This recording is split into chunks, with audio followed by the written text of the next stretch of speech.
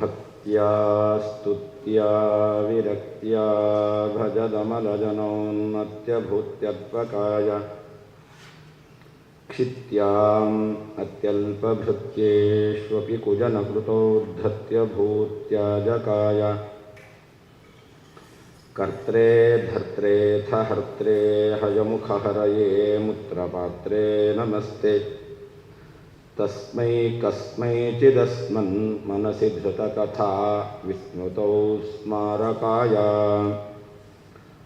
ತಪೋ ವಿದ್ಯಾ ವಿರಕ್ತ್ಯಾದಿ ಸದ್ಗುಣೌಘಾಕರಾನಹಂ ವಾದಿರಾಜಗುರೂನ್ ವಂದೇ ಹಯಗ್ರೀವಪದಾಶ್ರಯಾನ್ ದುರ್ವಾದಿಧ್ವಾಂತರವಯೇ ವೈಷ್ಣವೇಂದೀವರೇಂದವೇ ಶ್ರೀರಾಘವೇಂದ್ರಗುರವೇ ನಮೋತ್ಯಂತದಯಾಲವೇ ತಪಸ್ವಾಧ್ಯಾಯ ಶುಶ್ರೂಷಾ ಕೃಷ್ಣಪೂಜಾರತಂ ಮುನಿಂ ವಿಶ್ವೇಶಮಿಷ್ಟದಂ ವಂದೇ ಪರಿವ್ರಾಟ್ಚಕ್ರವರ್ತಿನಂ ಶ್ರೀಗುರುಭ್ಯೋ ನಮಃ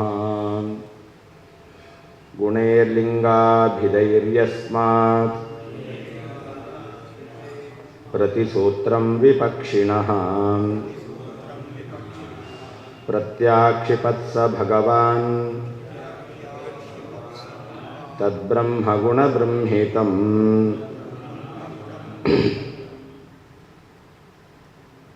ಹಿಂದೆ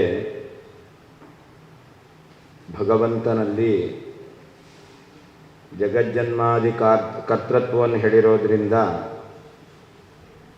ಭಗವಂತನಲ್ಲಿ ಗುಣ ಎಂತಕ್ಕಂಥದ್ದು ಸಿದ್ಧವಾಗುತ್ತೆ ಅಂತ ಹೇಳೋದು. ನಿರ್ಗುಣ ಅಂತ ಹೇಳಲಿಕ್ಕೆ ಬರಲ್ಲ ಅಂತ ಹಿಂದೆ ಹೇಳಿದೆ.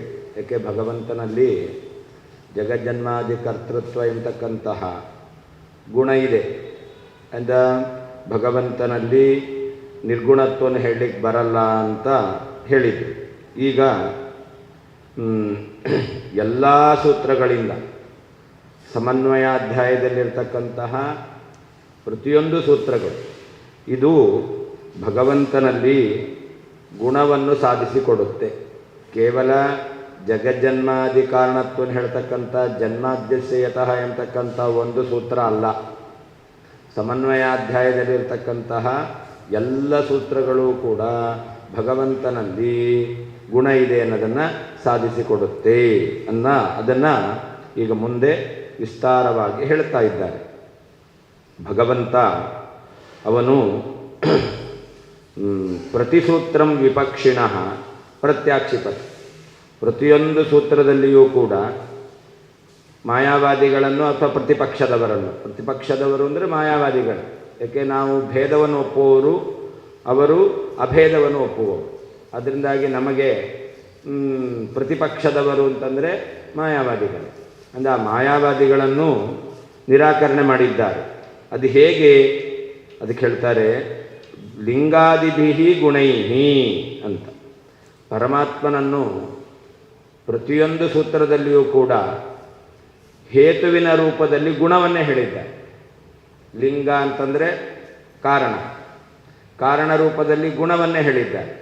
ಈಗ ಶಾಸ್ತ್ರಯೋನಿತ್ವಾತ್ ಅಂತ ಹೇಳಿದ್ರು. ಶಾಸ್ತ್ರಯೋನಿತ್ವಾತ್ ಅಂದರೆ ಏನರ್ಥ? ಶಾಸ್ತ್ರ ಪ್ರತಿಪಾದ್ಯ. ಹಾಗಾದರೆ ಪರಮಾತ್ಮನಲ್ಲಿ ಶಾಸ್ತ್ರ ಪ್ರತಿಪಾದ್ಯತ್ವ ರೂಪ ಗುಣ ಬಂತು. ಅಂದರೆ ಶಾಸ್ತ್ರಯೋನಿತ್ವಾತ್ ಅಂತ ಹೇತುವನ್ನು ಹೇಳಿದ್ದಾರೆ. ಜಗಜ್ಜನ್ಮಾದಿ ಕಾರಣ ಯಾರು ಅಂತಂದರೆ ಶಾಸ್ತ್ರ ಪ್ರತಿಪಾದ್ಯನಾದ್ದರಿಂದ ಪರಮಾತ್ಮನೇ ಜಗಜ್ಜನ್ಮಾದಿ ಕಾರಣ. ಹಾಗಾದರೆ ಈ ಶಾಸ್ತ್ರಯೋನಿತ್ವ, ಸಕಲ ವೇದ ಪ್ರತಿಪಾದ್ಯತ್ವ ಇದು ಒಂದು ಗುಣ. ಇದನ್ನಿಟ್ಟುಕೊಂಡು ಭಗವಂತ ಜಗಜ್ಜನ್ಮಾದಿ ಕಾರಣನಾಗಿದ್ದಾನೆ ಅಂತ ಹೇಳಿದ್ರು. ಹಾಗೇ ಸಕಲ ಶಬ್ದವಾಚ್ಯನಾದವನು ಭಗವಂತನೇ ಯಾಕಾಗಬೇಕು? ತತ್ವ ಸಮನ್ವಯ ಅಂತ. ಪರಮಾತ್ಮನಲ್ಲಿ ಸಕಲ ಶಬ್ದಗಳ ಸಮನ್ವಯ ಆಗುತ್ತೆ ಎಂಬತಕ್ಕಂತಹ ಹೇತುವನ್ನಿಟ್ಟುಕೊಂಡು. ಹಾಗೇ ಪರಮಾತ್ಮ ಅವಾಚ್ಯನಲ್ಲ. ಪರಮಾತ್ಮನಲ್ಲಿ ಸರ್ವತಾ ಶಬ್ದ ಪ್ರತಿಪಾದ್ಯತ್ವವೇ ಇಲ್ಲ. ಅಂದರೆ ಈಕ್ಷತೆ ಇದೆ. ಭಗವಂತನಲ್ಲಿ ಈಕ್ಷಿತೃತ್ವ ಇದೆ ಅಂತ ಈಕ್ಷಿತೃತ್ವ ಗುಣ, ಸಮನ್ವಯತ್ವ, ವೇದ ಪ್ರತಿಪಾದ್ಯತ್ವ, ಈ ಎಲ್ಲ ಧರ್ಮಗಳನ್ನಿಟ್ಟುಕೊಂಡು ಭಗವಂತನಲ್ಲಿ ಸಮನ್ವಯ ಮಾಡಿದ್ದಾರೆ. ಮುಂದೆಯೂ ಕೂಡ ಹಾಗೇನೆ ಈಕ್ಷತೆ ಅಲ್ಲ ಏನು ಆಕಾಶಸ್ಥಲಿಂಗಾತ್ ಅಂತಸ್ತಧರ್ಮೋಪದೇಶಾತ್ ಭಗವಂತನೇ ಈ ಹೃದಯ ಗುಹ ಅಂತರ್ಯಾಮಿಯಾಗಿದ್ದಾನೆ. ಏಕೆ ಅಂತರ್ಯಾಮಿಯಾದವನಲ್ಲಿ ಸಾಕಲ್ಯೇನ ಅವೇದ್ಯತ್ವಾದಿ ಗುಣಗಳನ್ನು ಹೇಳಿದ್ದಾರೆ ಅಂತ ಹೀಗೆ ಪ್ರತಿಯೊಂದು ಸೂತ್ರದಲ್ಲಿಯೂ ಕೂಡ ಭಗವಂತನಲ್ಲಿರುವಂತಹ ಧರ್ಮಗಳನ್ನು ಕಾರಣವನ್ನಾಗಿಟ್ಟುಕೊಂಡು ಸಮನ್ವಯವನ್ನು ಮಾಡಿದ್ದಾರೆ. ಆದ್ದರಿಂದಾಗಿ ಆ ಯಾವ ಗುಣಗಳನ್ನು ಕಾರಣವನ್ನಾಗಿ ಇಟ್ಟುಕೊಂಡು ಶಬ್ದ ಸಮನ್ವಯ ಮಾಡಿ ತೋರಿಸಿದ್ದಾರೋ ಆ ಗುಣ ಭಗವಂತನಲ್ಲಿದೆ ಅಂತಾಯಿತು. ಆ ಗುಣ ಭಗವಂತನಿರೋದ ಭಗವಂತ ಗುಣಪೂರ್ಣ ಅಂತ ಆಗ್ತಾನೆ. ಅಂದರೆ ಭಗವಂತನಲ್ಲಿ ಸಮನ್ವಯಾಧ್ಯಾಯದಲ್ಲಿ ಎಲ್ಲ ಸೂತ್ರಗಳಿಂದ ಭಗವಂತನಲ್ಲಿ ಗುಣ ಇದೆ ಅಂತಲೇ ಸಮರ್ಥನೆ ಮಾಡಿದ್ದಾರೆ ಅಂತ ಸಿದ್ಧವಾಗುತ್ತೆ. ಈಕ್ಷತೃತ್ವ ಭಗವಂತ ಪರಾತ್ಪರಂ ಪುರುಷಂ ಈಕ್ಷತೆ ಅಂತ ಭಗವಂತ ಅವನೇನಾಗಿದ್ದಾನೆ, ಈಕ್ಷತೃತ್ವ ಭಗವಂತನಲ್ಲಿದೆ. ಜೀವರಿಗೆ ಜ್ಞಾನಕ್ಕೆ ವಿಷಯನಾಗ್ತಾನೆ. ಜೀವ ಇದ್ದಾನಲ್ಲ ಅವನು ಧ್ಯಾನ ಮಾಡಿದಾಗ ಪುರುಷಂ ಈಕ್ಷತೆ, ತನ್ನ ಹೃದಯದಲ್ಲಿರುವಂತಹ ಪರಮಾತ್ಮನನ್ನು ಕಾಣ್ತಾನೆ. ಅಲ್ಲಿ ಈಕ್ಷಣ ಕರ್ಮತ್ವ ನೋಡಬೇಕು. ಪುಸ್ತಕವನ್ನು ನೋಡ್ತೇನೆ, ಹಾಗಾದರೆ ಪುಸ್ತಕದಲ್ಲಿ ನನ್ನ ದರ್ಶನದ ವಿಷಯತ್ವ ಬಂತು. ಹಾಗೆ ಶ್ರುತಿಯು ಹೇಳ್ತಾ ಇದೆ ಪುರುಷಂ ಈಕ್ಷತೆ ಅಂತ. ಅಂದರೆ ಪರಮಾತ್ಮನಲ್ಲಿ ಆ ಈಕ್ಷತೃತ್ವವನ್ನು ಹೇಳಿದೆ. ಆದ್ದರಿಂದಾಗಿ ಪರಮಾತ್ಮನು ಶಬ್ದವಾಚ್ಯನಾಗಿದ್ದಾನೆ ಅಂತ ಅಲ್ಲಿ ಹೇಳಿದ್ದಾರೆ ಈಕ್ಷತ್ಯಧಿಕರಣದಲ್ಲಿ.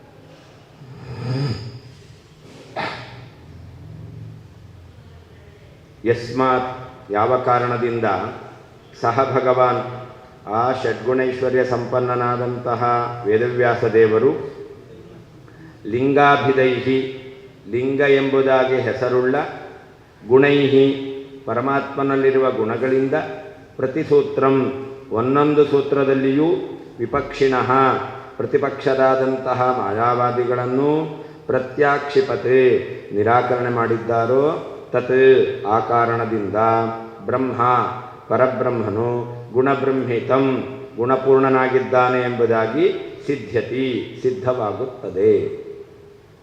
ಯಸ್ಮಾತ್ ಯಾವ ಕಾರಣದಿಂದ ಸಹ ಭಗವಾನ್ ಆ ಷಡ್ಗುಣೈಶ್ವರ್ಯ ಸಂಪನ್ನನಾದಂತಹ ವೇದವ್ಯಾಸ ದೇವರು ಲಿಂಗಾಭಿದೈಹಿ ಲಿಂಗ ಎಂಬುದಾಗಿ ಹೆಸರುಳ್ಳ ಗುಣೈಹಿ ಪರಮಾತ್ಮನಲ್ಲಿರುವ ಗುಣಗಳಿಂದ ಪ್ರತಿಸೂತ್ರಂ ಪ್ರತಿಯೊಂದು ಸೂತ್ರದಲ್ಲಿಯೂ ವಿಪಕ್ಷಿಣಃ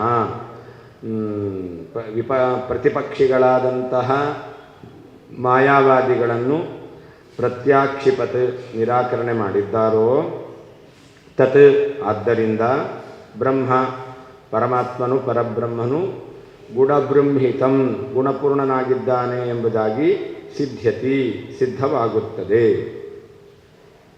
ಪೂರ್ವಂ ಜನ್ಮಾದಿಸೂತ್ರೇ ಲಕ್ಷಣರೂಪ ಗುಣಸಿದ್ಧಿ ಇತ್ಯುಕ್ತಂ.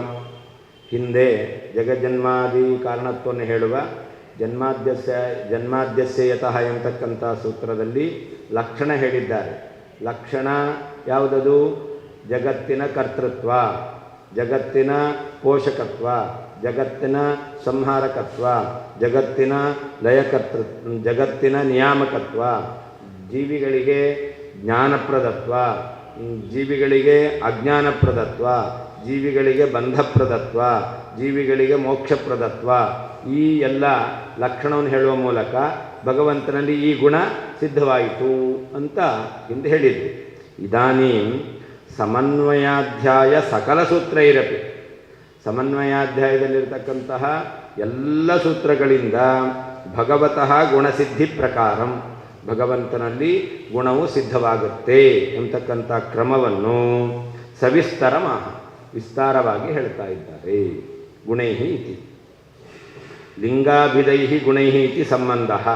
ಅಲ್ಲಿ ಗುಣೈಹಿ ಲಿಂಗಾಭಿದೈಹಿ ಅಂತಿದೆ, ಅದನ್ನು ಅನ್ವಯ ಲಿಂಗಾಭಿದೈಹಿ ಗುಣೈಹಿ ಅಂತ ನಾವು ಅನ್ವಯ ಮಾಡಿಕೊಳ್ಬೇಕು.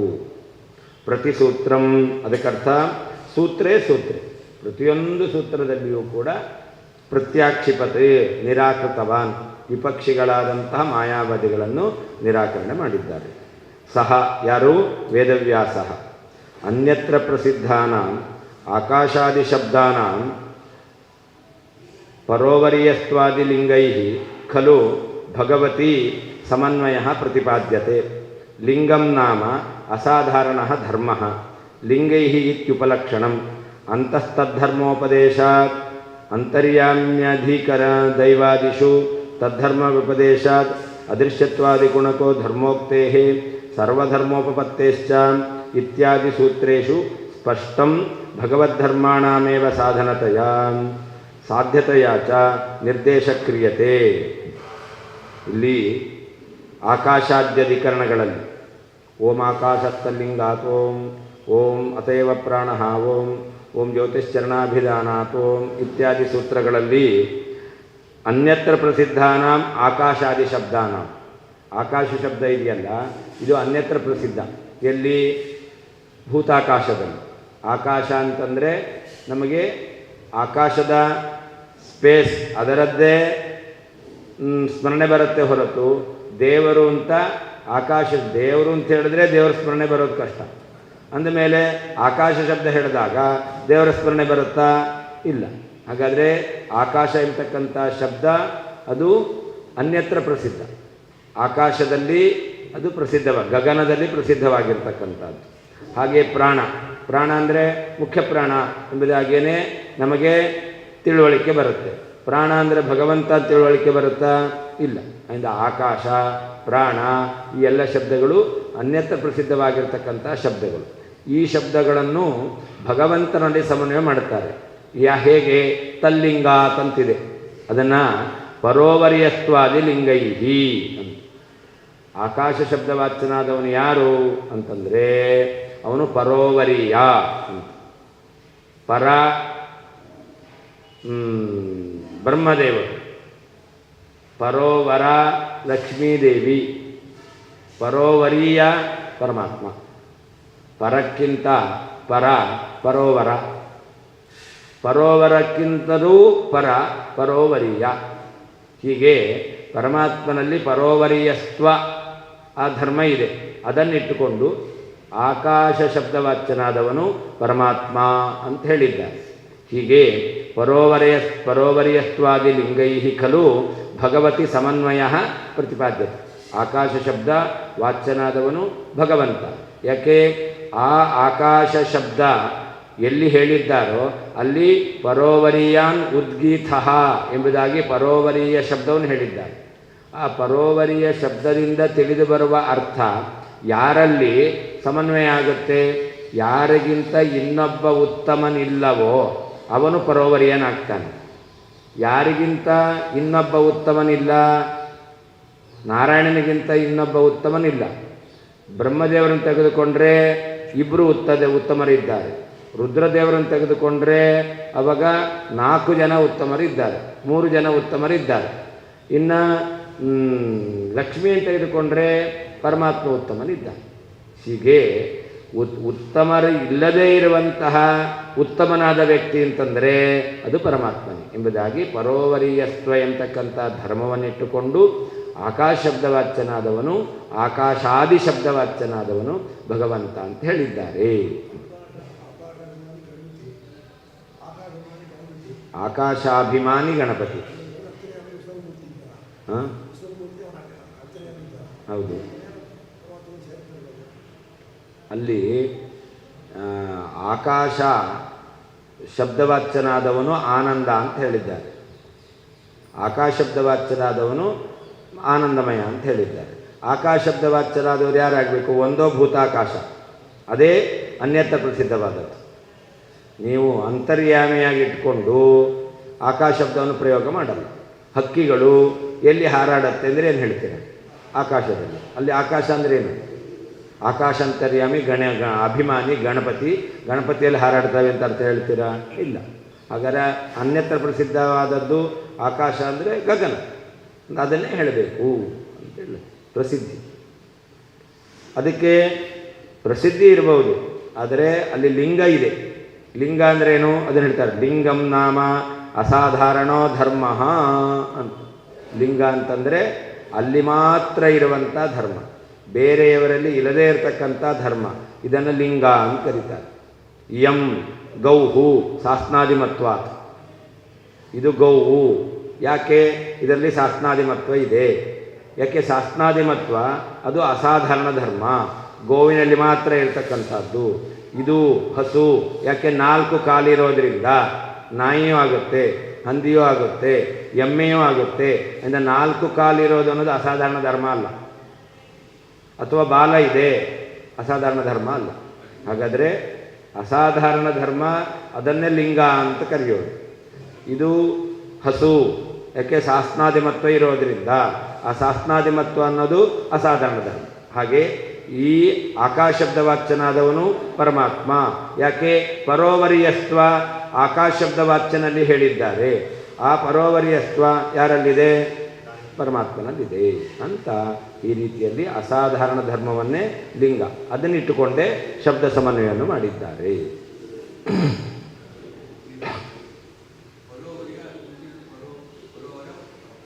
ಲಕ್ಷ್ಮೀದೇವಿ ಪರೋವರೀಯ. ಬೇಕಾದ್ರೆ ಇನ್ನೊಂದು ಅರ್ಥ ಹೇಳ್ತಾರೆ, ಪರ ಎಲ್ಲರಿಗಿಂತ ಉತ್ತಮರಾಗಿರ್ತಕ್ಕಂತಹ ಜೀವರು, ಸಾಮಾನ್ಯ ಜೀವರು. ಯಾಕೆ ಜಡಕ್ಕಿಂತ ಉತ್ತಮ ಚೇತನರು ಪರ. ಪರೋ ಲಕ್ಷ್ಮೀ ಬ್ರಹ್ಮದೇವರು, ಜೀವೋತ್ತಮರಾದಂತಹ ಪರ ಉ ಪರೋ ಯಾರು? ಚತುರ್ಮುಖ ಬ್ರಹ್ಮದೇವರು. ಪರೋವರ ಲಕ್ಷ್ಮೀದೇವಿ, ಪರೋವರೀಯ ಪರಮಾತ್ಮ. ಪರ ಪರೋ ಪರೋವರ ಪರೋವರೀಯ.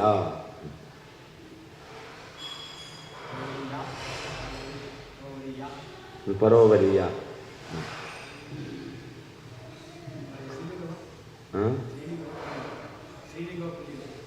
ಅದ ಪುಲ್ಲಿಂಗ. ಪರೋವರಿಯಾನ್, ಪರೋವರಿಯಾನ್. ಈಗ ಹೌದು, ಆತ್ಮನ್ ಆತ್ಮ. ಲಿಂಗೈಹಿ ಅಂತ ಹೇಳಿದ್ದಾರೆ. ಲಿಂಗ ಬರೀ ಲಿಂಗ ಮಾತ್ರ ಅಲ್ಲ, ಮತ್ತೆ ಅದು ಉಪಲಕ್ಷಣತೆಯ ಬೇರೆದ್ದನ್ನು ಇಟ್ಕೊಳ್ಬೇಕು.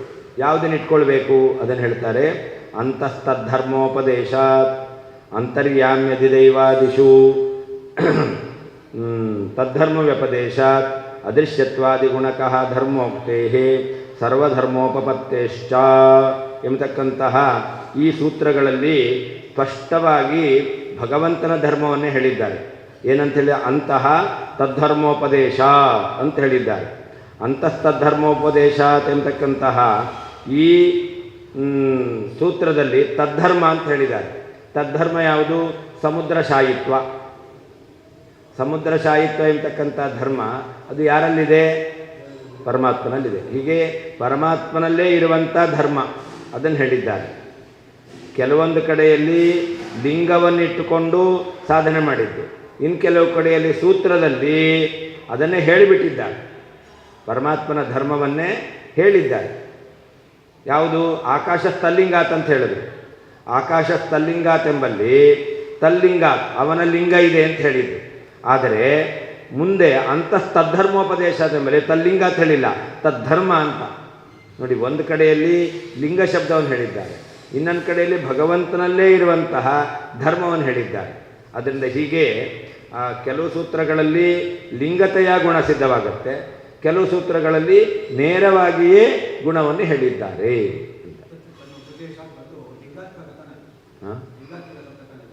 ಹೌದು ಹೌದು. ಏನು ಅಂತಸ್ತತ್ವ? ಹೌದು.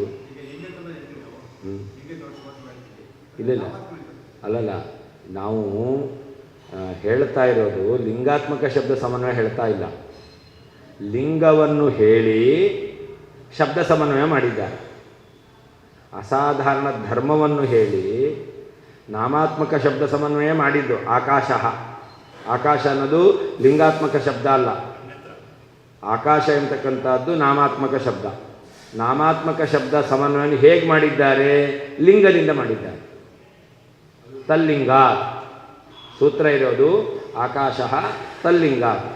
ಆಕಾಶ ಎಂಬತಕ್ಕಂಥ ನಾಮಾತ್ಮಕ ಶಬ್ದ ಸಮನ್ವಯ ಭಗವಂತನಲ್ಲಿ ಮಾಡಿದ್ದು. ಅದಕ್ಕೆ ನಿಮಿತ್ತ ಏನು? ಅವನ ಲಿಂಗ ಇದೆ ಅಂತ. ಆಯಿತಾ? ಆದ್ದರಿಂದ ಅದನ್ನು ವಾದಿರಾಜರು ಹೇಳಿದರು, ಗುಣೈಹಿ ಲಿಂಗಾತ್ಮಕೈಹಿ ಅಂತ ಹೇಳಿದರು. ಅಂದರೆ ಲಿಂಗಾತ್ಮಕವಾದ ಗುಣಗಳಿಂದ ಶಬ್ದ ಸಮನ್ವಯ ಮಾಡಿ ತೋರಿಸಿದ್ದಾರೆ. ಆದ್ದರಿಂದ ಭಗವಂತನಲ್ಲಿ ಗುಣಪೂರ್ಣತ್ವ ಅಂತ. ಎಲ್ಲವೂ ಕೂಡ ಲಿಂಗಾತ್ಮಕವಾದದ್ದೇ ಅಲ್ಲ, ಗುಣಾತ್ಮಕವಾದದ್ದು ಇದೆ. ಯಾವುದು ಅಂತಂದರೆ ಅದನ್ನು ಹೇಳ್ತಾ ಇದೆ ಅಂತಸ್ತದ್ಧರ್ಮೋಪದೇಶ. ಧರ್ಮ, ಆ ಧರ್ಮ ಇದೆಯಲ್ಲ, ಯಾವುದು? ಅಲ್ಲಿ ಲಿಂಗಾತ್ಮಕ ಶಬ್ದ ಸಮನ್ವಯ ಅದನ್ನೇ ವ್ಯತ್ಯಾಸ. ನಾಮಾತ್ಮಕ ಶಬ್ದ, ಲಿಂಗಾತ್ಮಕ ಶಬ್ದ. ನಾಮಾತ್ಮಕ ಶಬ್ದ ಸಮನ್ವಯಕ್ಕೆ ಲಿಂಗವನ್ನು ಹೇಳಿದ್ದು. ಲಿಂಗಾತ್ಮಕ ಶಬ್ದ ಸಮನ್ವಯ ಮಾಡುವಂಥ ಸಂದರ್ಭದಲ್ಲಿ ಲಿಂಗವನ್ನು ಹೇಳಿಲ್ಲ, ಗುಣ ಧರ್ಮವನ್ನು ಹೇಳಿದ್ದಾರೆ. ಆದ್ದರಿಂದ ಲಿಂಗಾತ್ಮಕೈಹಿ ಗುಣೈಹಿ ಅಂತ ಏನು ವಾದಿರಾಜರು ಹೇಳಿದ್ದಾರೆ, ಅಂದರೆ ಲಿಂಗಾತ್ಮಕವೇ ಆಗಿರಬೇಕು ಅಂತಲ್ಲ, ಭಗವಂತನ ಧರ್ಮವೂ ಆಗುತ್ತೆ ಅಂತ ಹೇಳ್ತಾ ಇದ್ದಾರೆ. ಭಗವಂತ ಲಿಂಗಾತ್ಮಕ ಧರ್ಮದಿಂದಲೇ ಹೇಳಿದ್ದಲ್ಲ, ಅದು ಉಪಲಕ್ಷಣತೆಯ ಲಿಂಗೈಹಿ ಅಂತ. ಗುಣಾತ್ಮಕೈಹಿ ಲಿಂಗೈಹಿ ಅಂತೇಳಿ ಲಿಂಗವೇ ಅಲ್ಲ, ಧರ್ಮವೂ ಅವನ ಗುಣವೂ ಇದೆ, ಅದರಿಂದಲೂ ಮಾಡಿದ್ದಾರೆ ಅಂತ ಅದಕ್ಕೆ ಹೇಳ್ತಾ ಇದ್ದಾರೆ. ಶಬ್ದ ಯಾವುದು ಅಂತ ಅದರ ಬಗ್ಗೆ ಹೇಳ್ತಾ ಇಲ್ಲ, ನೀವು ಶಬ್ದ ಯಾವುದು ಅಂತ ಬಗ್ಗೆ ಹೇಳ್ತಾ ಇದ್ದಾರೆ. ಅಂತಸ್ತತ್ವ ಎಂಬತಕ್ಕಂಥದ್ದನ್ನು ಹೇಳಿದ್ರಿಂದ ಅನೇಕ ನಾಮಾತ್ಮಕ ಶಬ್ದಗಳ ಸಮನ್ವಯ ಮಾಡಿದಂತೆ ಆಗುತ್ತೆ. ಅದಕ್ಕೋಸ್ಕರ ಲಿಂಗಾತ್ಮಕ ಆಗಿದ್ದರೂ ಕೂಡ ಆ ನಾಮಾತ್ಮಕ ಸಮನ್ವಯ ಪಾದದಲ್ಲಿ ಅದನ್ನು ಸೇರಿಸಿದ್ದಾರೆ. ಅದಕ್ಕೆ ಬೇರೆ ಅದಲ್ಲ. ಗುಣವನ್ನು ಹೇಳಿದ್ದಾರೆ. ಯಾವುದು ಗುಣ ಅಲ್ಲಿ? ಸಮುದ್ರಶಾಯಿತ್ವ ಎಂಬತಕ್ಕಂಥದ್ದು ಅದನ್ನು ಹೇಳಿ. ಅದರಿಂದಲೂ ಕೂಡ ಸಮುದ್ರಶಾಯಿ ಎಂಬತಕ್ಕಂಥ ಭಗವಂತನಿರುವ ಗುಣವನ್ನಿಟ್ಟುಕೊಂಡು ಏನು ಮಾಡಿದ್ದಾರೆ? ಅಂತಸ್ತತ್ವವನ್ನು ಹೇಳಿದ್ದಾರೆ. ಹಾಗೆ ಅಂತರ್ಯಾಮ್ಯಧಿದೈವಾದಿಷು ತದ್ಧರ್ಮ ವ್ಯಪದೇಶ ಅಂತ. ಅಂತರ್ಯಾಮಿ ಅಧಿದೈವಾದಿಷು ಎಂಬತಕ್ಕಂಥ ಸೂತ್ರದಲ್ಲಿ ಅವಿದಿತತ್ವ, ತಿಳಿಲಿಕ್ಕಾಗೋದಿಲ್ಲ ಎಂಬತಕ್ಕಂಥ ಧರ್ಮವನ್ನು ಹೇಳಿದ್ದಾರೆ. ಅದೇ ರೀತಿಯಲ್ಲಿ ಸರ್ವಾಂತರತ್ವ, ಎಲ್ಲರ ಅಂತರ ಒಳಗಿದ್ದಾನೆ ಎಂಬತಕ್ಕಂಥದ್ದನ್ನು ಹೇಳಿದ್ದಾರೆ. ಈ ಧರ್ಮಗಳು ಯಾರಲ್ಲಿರೋದು? ಅವಿದಿತತ್ವ ಭಗವಂತನ ಧರ್ಮ, ಹಾಗೇ ಸರ್ವಾಂತರತ್ವ ಭಗವಂತನ ಧರ್ಮ. ಇವುಗಳ ಮೂಲಕವೂ ಶಬ್ದ ಸಮನ್ವಯ ಮಾಡಿದ್ದಾರೆ, ಲಿಂಗದಿಂದ ಮಾತ್ರ ಅಲ್ಲ. ಹಾಗೆ ಅದೃಶ್ಯತ್ವಾದಿ ಗುಣಕಃ ಧರ್ಮೋಕ್ತೇಹೇ ಅಂತಿದೆ. ಅದೃಶ್ಯತ್ವಾದಿ ಗುಣವುಳ್ಳವನು ಯಾರು? ಧರ್ಮೋಕ್ತೇ, ಭಗವಂತನ ಧರ್ಮ. ಯಾವುದು ಅಂತಂದರೆ ಪರವಿದ್ಯಾ ವಿಷಯತ್ವ. ಪರವಿದ್ಯಾ ವಿಷಯತ್ವ ರೂಪವಾದಂಥ ಧರ್ಮ ಅದು ಭಗವಂತನಲ್ಲಿದೆ ಅಂತಿಟ್ಟುಕೊಂಡು ಅಲ್ಲಿ ಅದೃಶ್ಯತ್ವಾದಿ ಗುಣವನ್ನು ಭಗವಂತನಲ್ಲಿ ಹೇಳಿದ್ದಾರೆ. ಹಾಗೆ ಸರ್ವಧರ್ಮೋಪಪತ್ತೇಶ್ಚ ಎಂಬುದಾಗಿ ಎಲ್ಲ ಧರ್ಮಗಳು ಭಗವಂತನಲ್ಲಿ ಕೂಡುತ್ತೆ ಅಂತ ಹೇಳ್ತಾ ಭಗವಂತನಿಗೆ ನಿರ್ದೋಷತ್ವವನ್ನು ಗುಣಪೂರ್ಣತ್ವವನ್ನು ಹೇಳಿದ್ದಾರೆ. ನಿರ್ದೋಷತ್ವ ಮತ್ತು ಗುಣಪೂರ್ಣತ್ವ ಇದು ಭಗವಂತನ ಧರ್ಮ. ನಿರ್ದೋಷತ್ವ, ಗುಣಪೂರ್ಣತ್ವ ಇದು ಭಗವಂತನ ಧರ್ಮ. ಇವುಗಳನ್ನಿಟ್ಟುಕೊಂಡು ಅಲ್ಲಿ ಸಮನ್ವಯ ಮಾಡಿದ್ದಾರೆ. ಹೀಗೆ ಲಿಂಗ ರೂಪವಾದಂತಹ ಧರ್ಮದಿಂದಲೂ ಹಾಗೆ ಪರಮಾತ್ಮನಲ್ಲೇ ಇರುವಂತಹ ಗುಣಗಳಿಂದಲೂ ಕೂಡ ಶಬ್ದ ಸಮನ್ವಯ ಮಾಡಿ ತೋರಿಸಿದ್ದಾರೆ.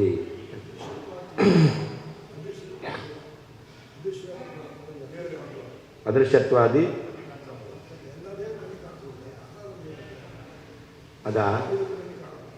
ಅಲ್ಲಿ ಅದೃಶ್ಯತ್ವ ಎಂಬತಕ್ಕಂಥದ್ದನ್ನು ಸಾಧನೆ ಮಾಡಬೇಕಾದ್ರೆ ಎತ್ತದದೃಶ್ಯಮಗ್ರಾಹ್ಯಂ ಅಂತಿದೆ.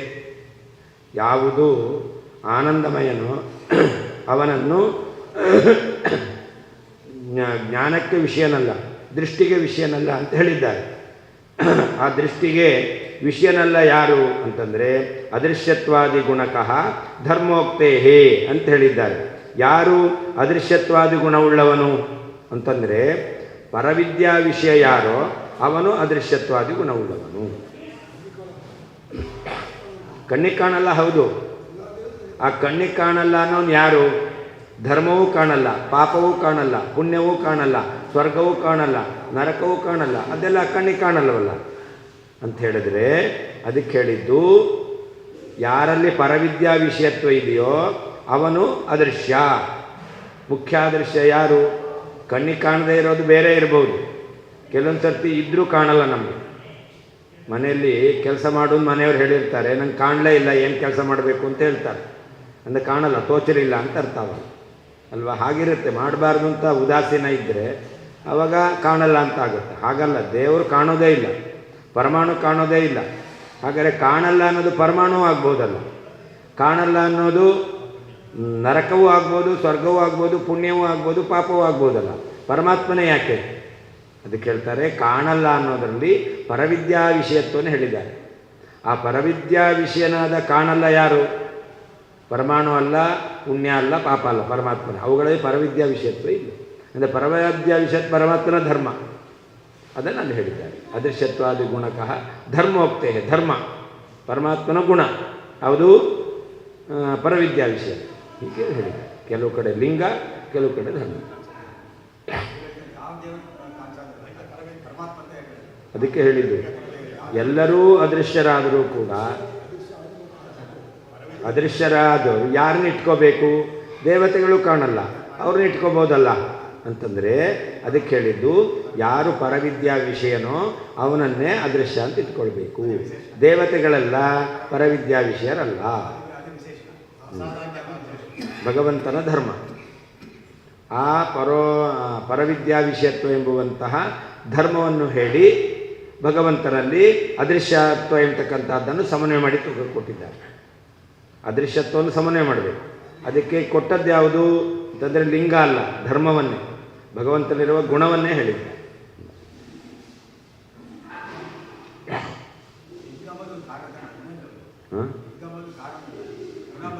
ಲಿಂಗ ಅನ್ನೋದು ಹೇತು, ಧರ್ಮ. ಹೌದು,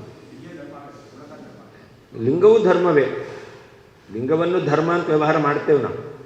ಈಗ ಶಾಸ್ತ್ರಾಧಿಮತ್ವ ಇದೆಯಲ್ಲ, ಅದು ಲಿಂಗ. ಶಾಸ್ತ್ರಾಧಿಮತ್ವ ಧರ್ಮ ಅಲ್ವಾ? ಶಾಸ್ತ್ರಾಧಿಮತ್ವ ಧರ್ಮ ಅಲ್ವಾ? ಆದರೆ ಕೆಲವು ಲಿಂಗತೆಯ ಅದು ಪರಮಾತ್ಮನಲ್ಲಿ ಸಮನ್ವಯ ಮಾಡಲಿಕ್ಕೆ ಕಾರಣ ಆಗುತ್ತೆ. ಕೆಲವು ಬರೀ ಲಿಂಗತೆಯ ಅಲ್ಲ, ಅವನು ಧರ್ಮವೂ ಆಗಿದೆ. ಹೌದು, ಅಸಾಧಾರಣ. ಅದೃಶ್ಯತ್ವಾದಿ ಗುಣಕಃ ಧರ್ಮೋಕ್ತೇ ಎಂಬತಕ್ಕಂತಹ ಸೂತ್ರದಲ್ಲಿ ಅವಿದಿತತ್ವ ಅಲ್ಲ, ಯಾವುದು? ಅಂತರ್ಯಾಮ್ಯದಿ ದೈವಾದಿಶ ತದ್ಧರ್ಮ ವ್ಯಪದೇಶಾತ್ ಎಂಬತಕ್ಕಂತಹ ಸೂತ್ರದಲ್ಲಿ ಅವಿದಿತತ್ವ, ಅಂತರ್ಯಾಮಿತ್ವ ಎಂಬತಕ್ಕಂಥದ್ದನ್ನು ಇಟ್ಟುಕೊಂಡು ಅವನ ಧರ್ಮವನ್ನು ಹೇಳಿದ್ದಾರೆ. ಆಮೇಲೆ ಅದೃಶ್ಯತ್ವಾದಿ ಗುಣಕಃ ಧರ್ಮೋಕ್ತ ಎಂಬಲ್ಲಿ ಪರವಿದ್ಯಾ ವಿಷಯತ್ವವನ್ನು ಹೇಳಿದ್ದಾರೆ.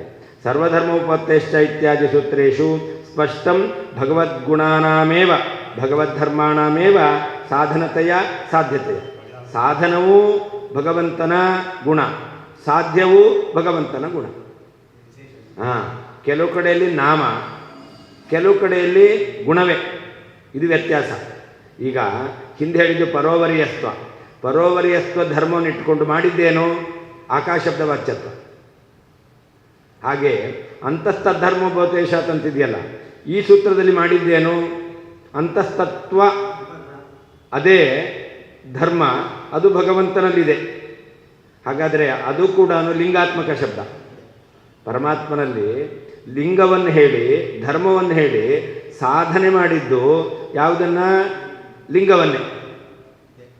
ಕೆಲವು ಕಡೆ ನಾಮವನ್ನು ಸಾಧನೆ ಮಾಡಿದ್ದು, ಕೆಲವರಲ್ಲಿ ಧರ್ಮವನ್ನು ಹೇಳಿ ಧರ್ಮವನ್ನೇ ಸಾಧನೆ ಮಾಡಿದ್ದಾರೆ. ಸಾಧ್ಯ ಸಾಧನ ಎರಡೂ ಕೂಡ ಧರ್ಮವೇ ಆಗಿದೆ.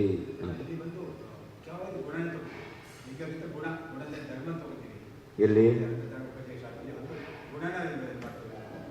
ಅಲ್ಲಿ ತದ್ಧರ್ಮವನ್ನು ಹೇಳಿದ್ದಾರೆ, ಭಗವಂತನ ಧರ್ಮವನ್ನು ಹೇಳಿದ್ದಾರೆ ಎಂಬುವ ಕಾರಣದಿಂದ ನಾವೇನು ಮಾಡ್ತೇವೆ? ಅಂತಸ್ತತ್ವವನ್ನು ಹೇಳ್ತೇವೆ. ಅಂತಸ್ತತ್ವ ಅಂದ್ರೇನು? ಅದು ಒಂದು ಧರ್ಮವೇ, ಅದು ಒಂದು ಲಿಂಗ. ಹಾಗಾದರೆ ಆ ಲಿಂಗವನ್ನು ಇನ್ನೊಂದು ಧರ್ಮದಿಂದ ಸಾಧನೆ ಮಾಡ್ತೇವೆ. ಆಕಾಶ ಶಬ್ದ ವಾಚ್ಯತ್ವ ಅಲ್ಲ, ಶಬ್ದ ಅಲ್ಲ ಅಲ್ಲಿ. ಅಲ್ಲಿ ಧರ್ಮವೇ ಸಾಧ್ಯ, ಧರ್ಮವೇ ಸಾಧನ. ಎರಡು ಸಾಧ್ಯ ಸಾಧನಗಳು ಎರಡೂ ಕೂಡ ಧರ್ಮವೇ ಆಗಿದೆ. ಇದು ವಿಶೇಷ. ಅಂತರ್ಯಾಮಿ. ಹಾಂ ಹಾಂ ಮನುಷ್ಯನ ಧರ್ಮ, ಮನುಷ್ಯನ ಗುಣ, ಮನುಷ್ಯತ್ವ, ಮನುಷ್ಯನ ಧರ್ಮ, ಮನುಷ್ಯನ ಗುಣ ಹೇಳ್ಬೋದು. ಇತಿ ಸ್ಪಷ್ಟಂ ಭಗವದ್ಧರ್ಮಾಣಮೇವ ಸಾಧನತೆಯ ಸಾಧ್ಯತೆಯ ಚ ನಿರ್ದೇಶ ಕ್ರಿಯತೆ. ಇಲ್ಲಿ ಸಾಧ್ಯವಾದದ್ದು ಧರ್ಮವೇ, ಸಾಧನವಾದದ್ದು ಧರ್ಮವೇ, ಅದನ್ನು ಇಟ್ಕೊಳ್ಬೇಕು. ತತ್ ಅಂತಿದೆ ಅಲ್ಲಿ, ಅದಕ್ಕೆ ತಸ್ಮಾತ್ ಅಂತ ಅರ್ಥ. ಗುಣಪೂರಿತಂ ಇತ್ಯನುಕ್ತ ಗುಣಬೃಂಹಿತಂ ಇತಿ ಸಾಧ್ಯ ನಿರ್ದೇಶಂ ಕುರ್ವತ ಸೌತ್ರ ಬ್ರಹ್ಮಶಬ್ದೇನಾಪಿ ಗುಣಸಿದ್ಧಿ ಇತಿ ಸೂಚಿತಂ ಅಂತ. ಇಲ್ಲಿ ಗುಣಪೂರಿತಂ ಅಂತ ಹೇಳ್ಬೋದಾಗಿತ್ತು. ಪರಮಾತ್ಮ ಗುಣಪೂರ್ಣನಾಗುತ್ತಾನೆ ಹೇಳಿಲ್ಲ, ಗುಣಬ್ರಹ್ಮಿತಂ ಅಂತ ಹೇಳಿದರು.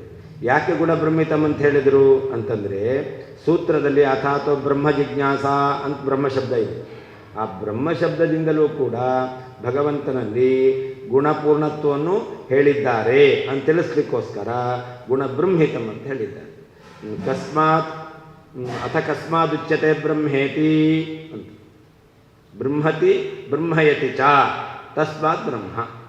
ಯಾರು ಗುಣಪೂರ್ಣನಾಗಿದ್ದಾನೋ, ಉಳಿದವರನ್ನು ಅವರ ಯೋಗ್ಯತೆಗೆ ಅನುಗುಣವಾಗಿ ಗುಣಪೂರ್ಣ ಅಂತ ಮಾಡ್ತಾನೋ ಅವನು ಬ್ರಹ್ಮ. ಪರಮಾತ್ಮ ಬ್ರಹ್ಮತಿ, ಅವನು ಗುಣಪೂರ್ಣನಾಗಿದ್ದಾನೆ. ಬ್ರಹ್ಮಯತಿ, ಉಳಿದವರನ್ನು ಗುಣಪೂರ್ಣರನ್ನಾಗಿ ಮಾಡ್ತಾನೆ, ತನ್ನಷ್ಟಲ್ಲ, ಅವರವರ ಯೋಗ್ಯತೆಗೆ ಅನುಗುಣವಾಗಿ. ಅದರಿಂದ ಬ್ರಹ್ಮ ಅಂದರೆ ಬ್ರಹ್ಮಶಬ್ದದ ಅರ್ಥವನ್ನು ಹೇಳೋದಂತೆ ಆಯಿತು.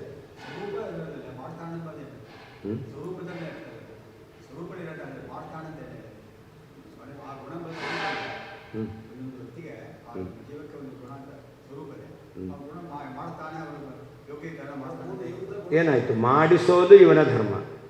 ಮಾಡಿಸೋದು ಎಂಬತಕ್ಕಂತಹ ಆ ಒಂದು ಸಾಮರ್ಥ್ಯ ಸ್ವರೂಪದಲ್ಲೇ ಇರುತ್ತೆ. ಹೌದು. ಈಗ ಕೊಡೋದು ನಾನು ಕೊಡ್ತೇನೆ, ಕೊಡಿಸೋದು ಅದು ನನ್ನ ಹೃದಯ ವೈಶಾಲ್ಯ. ನಾನು ಕೊಡೋದು ಹೌದು, ಇನ್ನೊಬ್ಬರಿಂದ ಕೊಡಿಸ್ತೇನೆ, ಅದು ನನ್ನ ಧರ್ಮ ತಾನೆ. ಕೊಡಿಸೋದು ಕೊಡೋರು ಅವರು, ಕೊಡಿಸೋದು ಅವರಿಗೆ ಹೇಳಿ ಅದು ನನ್ನ ಧರ್ಮ ಆಯ್ತಲ್ಲ. ಹಾಗೆ ಭಗವಂತ ಅವನು ಗುಣಪೂರ್ಣ, ಇನ್ನೊಬ್ಬರನ್ನು ಗುಣಪೂರ್ಣನನ್ನಾಗಿ ಮಾಡ್ತಾನೆ, ಅದು ಭಗವಂತನ ಧರ್ಮ. ಸ್ವರೂಪ ಹಾಂ, ಅವರವರ ಯೋಗ್ಯತೆಗೆ ಅನುಗುಣವಾಗಿ.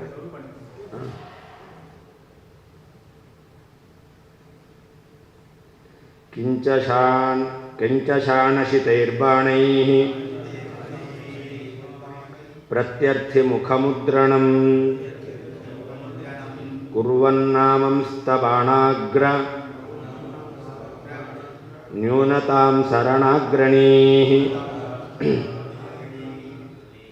ಭಗವಂತ ಬಾಣದಿಂದ ಇನ್ನೊಬ್ಬರನ್ನು ನಾವು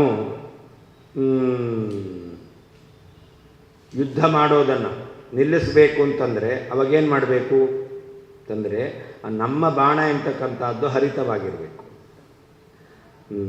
ಒಳ್ಳೆ ಸಾಣೆ ಹಿಡಿದಂತಹ, ಸಾಣೆ ಹಿಡಿಯೋದು ಅಂತಂದರೆ ಅದನ್ನು ಶಾರ್ಪಾಗಿ ಮಾಡೋದಕ್ಕೆ ಬೇಕಾದಂಥ ಸಾಧನ, ಅದೊಂದು ಕಲ್ಲು ಅಂತ ಹೇಳ್ತಾರೆ. ಅದರಿಂದ ಅದನ್ನು ಉಜ್ಜಿ ಚೂಪಾಗಿ ಮಾಡ್ತಕ್ಕಂಥದ್ದು, ಹರಿತವನ್ನಾಗಿ ಮಾಡ್ತಕ್ಕಂಥದ್ದು, ಅದನ್ನು ಸಾಣೆ ಹಿಡಿಯೋದು ಅಂತ ಹೇಳ್ತಾರೆ.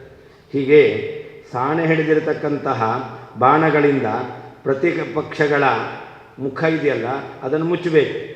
ಮುದ್ರಸೋದು ಅಂತಂದರೆ ಅಲ್ಲಿ ಪ್ರತ್ಯರ್ಥಿ ಮುಖ ಮುದ್ರಣಂ ಅಂತಿದೆ. ಪ್ರತ್ಯರ್ಥಿಗಳ, ಪ್ರತಿವಾದಿಗಳ ಮುಖದ ಮುದ್ರಣ ಅಂದರೆ ಏನರ್ಥ? ಮುಚ್ಚೋದು ಅಂತ. ಬೀಗ ಹಾಕಿದೆ ಅಂದರೆ ಸಂಸ್ಕೃತದಲ್ಲಿ ಮುದ್ರಿತಂ ಅಂತ ಹೇಳ್ತಾರೆ. ಬೀಗ ಬಾಗಿಲು, ದೇವಸ್ಥಾನ ಬಾಗಿಲು ಹಾಕಿದೆ ಅಂತಂದರೆ ಅವಾಗೇನು ಹೇಳ್ತಾರೆ? ಮಂದಿರಂ ಮುದ್ರಿತಂ ಅಂತ ಹೇಳ್ತಾರೆ. ಮುದ್ರಿತ ಅಂದರೆ ಅದನ್ನು ಪ್ರಿಂಟ್ ಮಾಡಿದ್ದಾರೆ ಅಂತ ಅರ್ಥ ಅಲ್ಲ. ಅದೇ ಸೀಲ್ ಹಾಕಿರೋದಂದ್ರೆ ಏನರ್ಥ? ಅಲ್ಲ, ಬೀಗ ಹಾಕಿದ್ದಾರೆ ಅಂತಲೇ ಅರ್ಥ. ಹಾಗೆ ಪ್ರತಿವಾದಿಗಳ ಬಾಯಿಗೆ ಬೀಗ ಹಾಕಬೇಕು, ಪ್ರತಿವಾದಿಗಳ ಬಾಯಿಯನ್ನು ಮುಚ್ಚಿಸ್ಬೇಕು. ಅದಕ್ಕೋಸ್ಕರ ಈ ವೇದವ್ಯಾಸದೇವರು ಎಂಥವರವರು ಅಂತಂದರೆ ರಣಾಗ್ರಣಿ. ಅವರು ಹೋರಾಟ ಮಾಡೋದರಲ್ಲಿ ಶ್ರೇಷ್ಠರಾಗಿರ್ತಕ್ಕಂಥವರು. ಅಂತಹ ವೇದವ್ಯಾಸ ದೇವರು ತಮ್ಮ ಬಾಣಗಳಲ್ಲಿರ್ತಕ್ಕಂತಹ ಆ ನ್ಯೂನತೆ ಅದು ಯಾವತ್ತೂ ಇಲ್ಲವೇ ಇಲ್ಲ. ಅವರು ಏನು ಪ್ರಯೋಗ ಮಾಡುತ್ತಾರೆ ಆ ಬಾಣ ಎಂತಕ್ಕಂಥದ್ದು ಸ್ವಲ್ಪ ಅದು ಹರಿತವಾಗಿಲ್ವೋ ಏನೋ, ಶಾರ್ಪಾಗಿಲ್ವೋ ಏನೋ ಎಂತಕ್ಕಂಥದ್ದು ಇಲ್ಲವೇ ಇಲ್ಲ, ಎಲ್ಲವೂ ಕೂಡ ಅಷ್ಟೇ ಹರಿತವಾಗಿದೆ. ಆದ್ದರಿಂದ ಅಂತಹ ಬಾಣಗಳಿಂದ ಅವರು ಪ್ರತಿಪಕ್ಷಿಗಳ ಮುಖವನ್ನು ಅವರು ಮುಚ್ಚುವಂತೆ ಮಾಡಿದ್ದಾರೆ. ಹರಿತ ಅಂದರೆ ಚೂಪಾಗಿದೆ, ಶಾರ್ಪ್. ಹೌದು, ಇಲ್ಲಿ ಯುದ್ಧ, ವಾದಿ ಪ್ರತಿವಾದಿಗಳಿಗೆ ವಾಗ್ಯುದ್ಧ, ಬಾಹುಯುದ್ಧ ಅಲ್ಲ, ತತ್ವದಲ್ಲಿ ಯುದ್ಧ.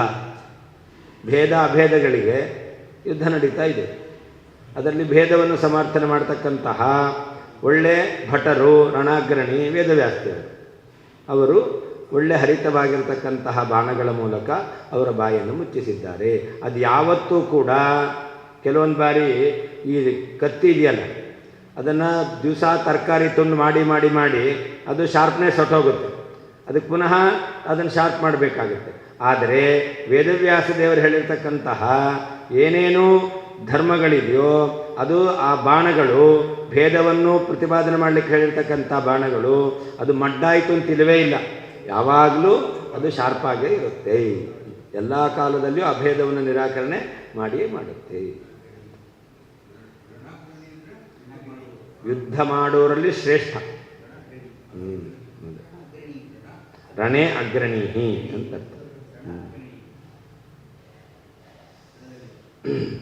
ಕಿಂಚ ಅಲ್ಲದೆ ಶಾಣಶಿತೈಹಿ ಸಾಣೆ ಹಿಡಿಯುವುದರಿಂದ ಹರಿತವಾದಂತಹ ಬಾಣೈಹಿ ಭಗವಂತನ ಗುಣಗಳೆಂತಕ್ಕಂಥ ಬಾಣಗಳಿಂದ ಪ್ರತ್ಯರ್ಥಿ ಮುಖಮುದ್ರಣಂ ಪ್ರತಿಪಕ್ಷಿಗಳ ಮುಖದ ಮೇಲೆ ಮುದ್ರಣವನ್ನು ಕುರ್ವನ್ ಮಾಡುತ್ತಿರುವಂತಹ ರಣಾಗ್ರಣೀಹಿ ಯುದ್ಧದಲ್ಲಿ ಪರಾಕ್ರಮಿಗಳಾದಂತಹ ಸಹ ಆ ವೇದವ್ಯಾಸ ದೇವರು ಬಾಣಾಗ್ರ ನ್ಯೂನತಾಂ ತಾವು ಪ್ರಯೋಗ ಮಾಡುವಂತಹ ಭಗವಂತನ ಗುಣಧರ್ಮಗಳಿಂದ ತುದಿಭಾಗವು ನ್ಯೂನತಾಂ ದೋಷವನ್ನು ನ ಅಮಂಸ್ತ ಪರಿಗಣಿಸಲಿಲ್ಲ. ಕಿಂಚ ಅಲ್ಲದೆ ಬಾಣಶಿತೈಹಿ ಸಾಣೆ ಹಿಡಿದ ಹರಿತವಾದಂತಹ ಬಾಣೈಹಿ ಭಗವಂತನ ಗುಣಗಳೆಂಬಂತಹ ಬಾಣಗಳಿಂದ ಪ್ರತ್ಯರ್ಥಿ ಮುಖಮುದ್ರಣಂ ಪ್ರತಿಪಕ್ಷಿಗ ಮುಖದ ಮೇಲೆ ಮುದ್ರಣವನ್ನು ಕುರ್ವನ್ ಮಾಡುತ್ತಿರುವ ರಣಾಗ್ರಣೀಹಿ ಯುದ್ಧದಲ್ಲಿ ಪರಾಕ್ರಮಿಗಳಾದ ವಾಗ್ಯುದ್ಧದಲ್ಲಿ ತತ್ವಯುದ್ಧದಲ್ಲಿ ಪರಾಕ್ರಮಿಗಳಾದಂತಹ ಸಹ ಆ ವೇದವ್ಯಾಸ ದೇವರು ಬಾಣಾಗ್ರ ನ್ಯೂನತಾಂ ನ ಅಮಂಸ್ತ ಪ್ರಯೋಗ ಮಾಡುವ ಭಗವಂತನ ಧರ್ಮಗಳಿಂದ ತುದಿಭಾಗವೂ ದೋಷ ಹೊಂದುವಿಕೆಯನ್ನು ನ ಅಮಂಸ್ತ ಅವರು ಪರಿಗಣಿಸಲಿಲ್ಲ. ಆ ಪ್ರಯೋಗ ಮಾಡಿದ ಈ ಭಗವಂತನ ಧರ್ಮಗಳಿದೆಯಲ್ಲ, ಇದು ಅವರೇನು ಹೇಳ್ತಾರೆ, ಭಗವಂತನ ಜ್ಞಾನ ಬಂದಾಗ ಬಾಧ್ಯವಾಗುತ್ತೆ ಅಂತ ಹೇಳ್ತಾರೆ. ಮಾಯಾವಾದಿಗಳು ಈ ಧರ್ಮವನ್ನೆಲ್ಲ ಒಪ್ತಾರವರು, ಆದರೆ ಇದೆಲ್ಲ ಬಾಧ ಬಂದಾಗ ಇಲ್ಲ ಅಂತ ಆಗುತ್ತೆ ಅಂತ ಹೇಳ್ತಾರೆ. ಬಾಧಜ್ಞಾನ ಬಂದಾಗ ಇಲ್ಲ ಅಂತ ಆಗುತ್ತೆ, ವ್ಯಾವಹಾರಿಕ ಅಂತ ಹೇಳ್ತಾರೆ. ಆದರೆ ವೇದವ್ಯಾಸದೇವರು ನಾ ಅಮಂಸ ಆ ಧರ್ಮಗಳನ್ನು ಬಾಧ್ಯವಾಗುತ್ತೆ, ವ್ಯಾವಹಾರಿಕ ಧರ್ಮಗಳು ಅಂತ ಅವರು ಹೇಳಿಲ್ಲ, ಸತ್ಯ ಅಂತಲೇ ಹೇಳಿದ್ದಾರೆ. ಏನು ಬಾಧಜ್ಞಾನವೂ ಮಿಥ್ಯಾವೆ, ಬಾಧಜ್ಞಾನ ಆಗಲಿ ಮಿಥ್ಯ ಆದರೂ ಕೂಡ ಅವ್ರು ಹೇಳ್ತಾರೆ, ತಾನು ಮಿಥ್ಯ ಆದರೂ ಕೂಡ ಉಳಿದದ್ದೆಲ್ಲವನ್ನೂ ಮಿಥ್ಯ ಅಂತ ಮಾಡಿ ಹೊಟ್ಟೋಗುತ್ತೆ. ಕಾಡಿನಲ್ಲಿ ಬೆಂಕಿ ಹತ್ಕೊಳ್ಳುತ್ತೆ, ಹೇಗೆ ಹತ್ಕೊಳ್ತು? ವೇಣು ಸಂಘರ್ಷಜ ವನ್ಹಿ, ಎರಡು ಬೊಂಬುಗಳಿಗೆ ಘರ್ಷಣೆ ಆದ್ದರಿಂದ ಬೆಂಕಿ ಹುಟ್ಕೊಳ್ತು. ಅದರಿಂದ ಏನಾಯಿತು? ಕಾಡನ್ನು ಮಾತ್ರ ಸುಡೋದಲ್ಲ, ತಾನು ಸುಟ್ಟೋಗುತ್ತೆ ಅಲ್ವಾ? ಹಾಗೆ ಈ ಜ್ಞಾನ ಇದೆಯಲ್ಲ, ಇದು ಉಳಿದದ್ದೆಲ್ಲವನ್ನೂ ಇಲ್ಲ ಅಂತ ಮಾಡುತ್ತೆ, ತಾನೂ ಇಲ್ಲ ಅಂತ ಆಗುತ್ತೆ. ಅರ್ಥ ಆಯ್ತಾ? ವೇಣು ಸಂಘರ್ಷಜ ವನ್ಹಿ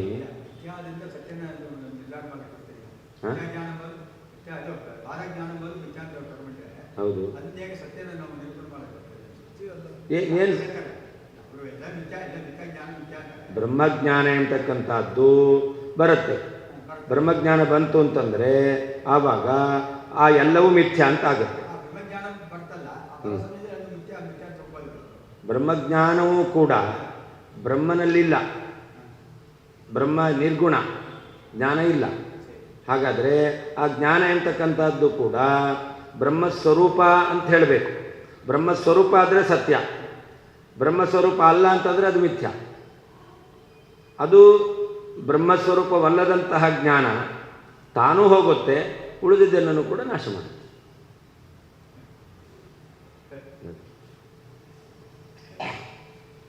ನ ಕೇವಲಂ ಗುಣಸಿದ್ಧಿ, ಹಿಂದೆ ಹೇಳಿದಾಗೆ ಕೇವಲ ಗುಣ ಮಾತ್ರ ಸಿದ್ಧ ಆಗೋದಲ್ಲ, ಗುಣಾನಾಂ ಸತ್ಯತಾಪಿ, ಭಗವಂತನಲ್ಲಿ ಗುಣದ ಸತ್ಯತ್ವವು ಸಿದ್ಧವಾಗುತ್ತೆ.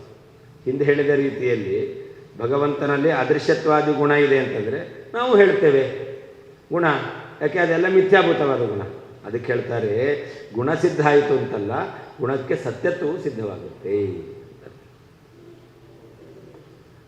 ಇತಿ ಸಾಹಿತ್ಯ ಮುದ್ರೆಯ ಆಲಂಕಾರಿಕವಾಗಿ ಹೇಳ್ತಾ ಇದ್ದಾರೆ.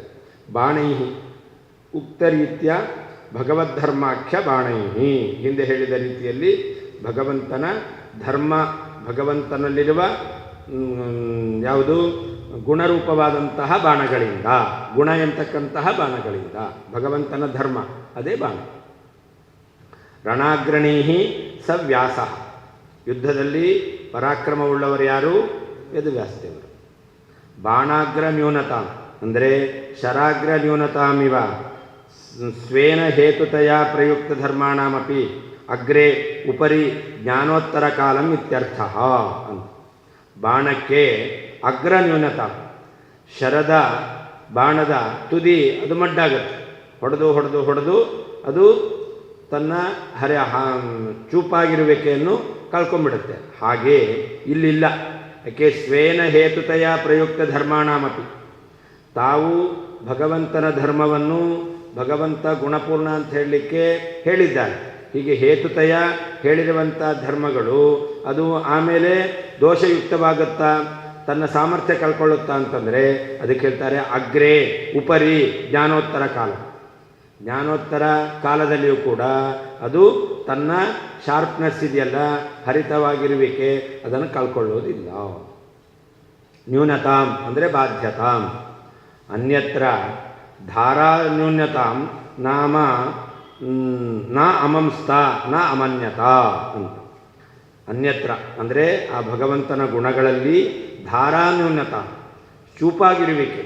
ಧಾರ ಅಂದರೆ ಕ್ಷುರಸ್ಯ ಧಾರಾ ನಿಶಿತ ಅಂತ ಹೇಳ್ತಾರೆ, ಆ ಚೂಪಾಗಿರುವಿಕೆ.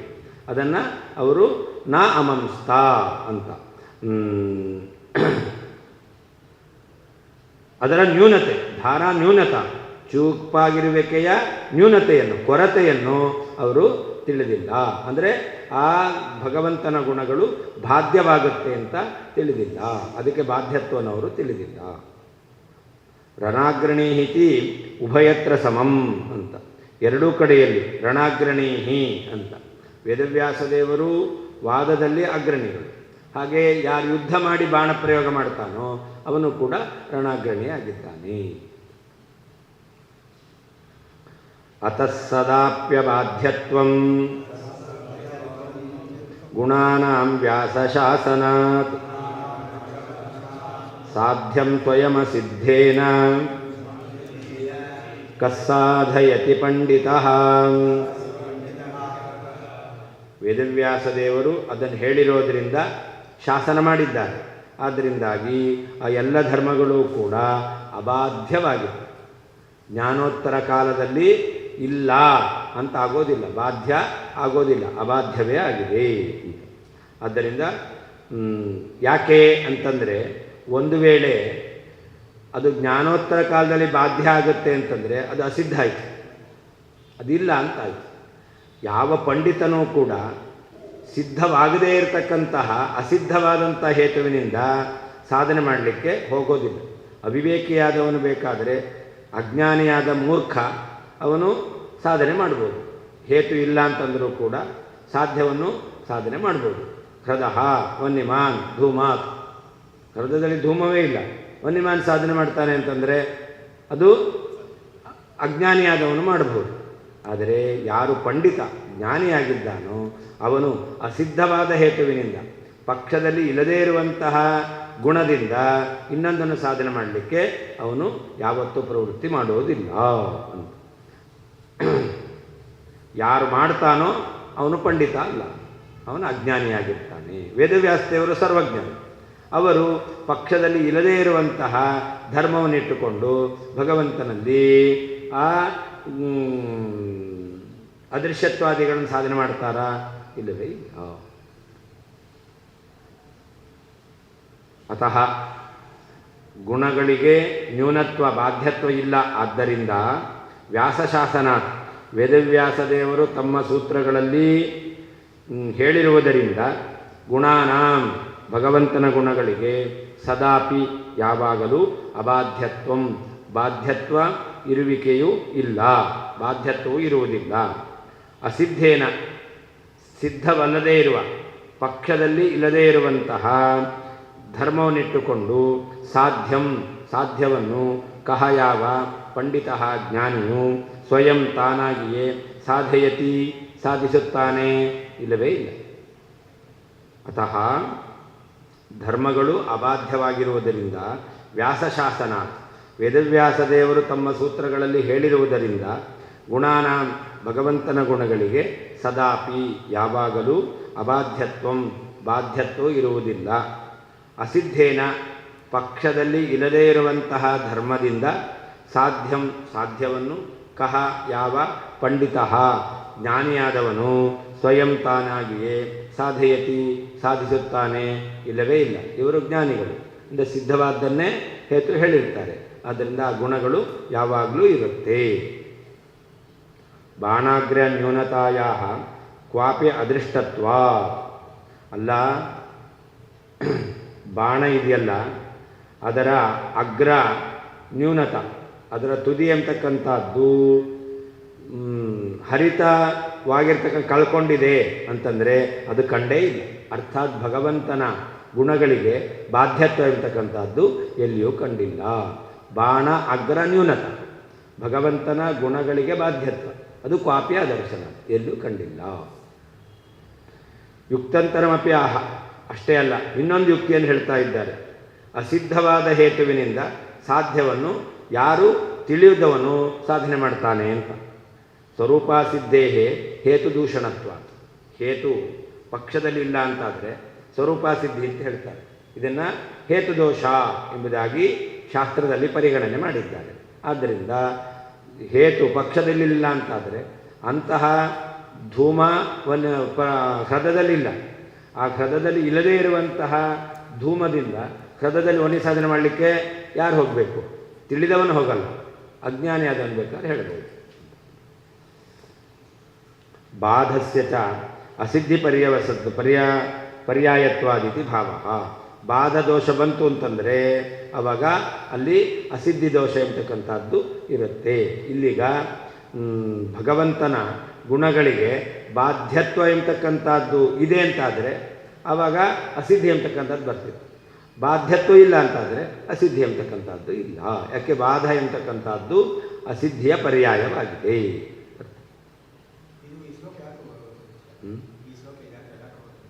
ಏನು? ಅದೇ ಭಗವಂತನ ಗುಣಗಳಿಗೆ ಸತ್ಯತ್ವ ಸಿದ್ಧವಾಗುತ್ತೆ ಅಂತ ಹೇಳಿದ್ರು. ಸತ್ಯತ್ವ ಹೇಗೆ ಸಿದ್ಧ ಆಗುತ್ತೆ? ಭಗವಂತನಲ್ಲಿ ಯಾವಾಗಲೂ ಇರೋದ್ರಿಂದ. ಆ ಗುಣಗಳು ಭಗವಂತನಲ್ಲಿ ಯಾವಾಗಲೂ ಇದೆ. ಭಗವಂತ ಯಾವಾಗಲೂ ಇದ್ದಾನೆ, ಅವನೇನಾದ? ಸತ್ಯ. ಯಾವಾಗಲೂ ಭಗವಂತನಲ್ಲಿ ಗುಣ ಇದೆ, ಅದೇನಾಯಿತು? ಸತ್ಯ ಆಗಬೇಕು. ಹಾಂ, ಹೌದು ಹೌದು, ಹಾಂ, ಗುಣ ಸತ್ಯ.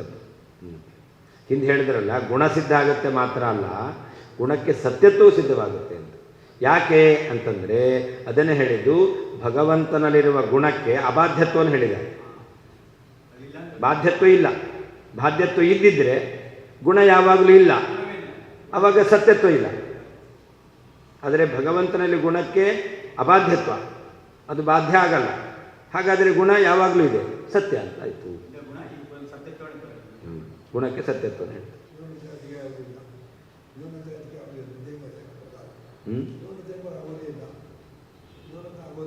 ಇಲ್ಲ, ಆಗಲ್ಲ, ಬಾಧ ಬರಲ್ಲ. ಯಸ್ಮಾದಾರೋಪಿತೋ ಹೇತು ಸಾಧ್ಯಮಾರೋಪಯೇತ್ ಪರಂ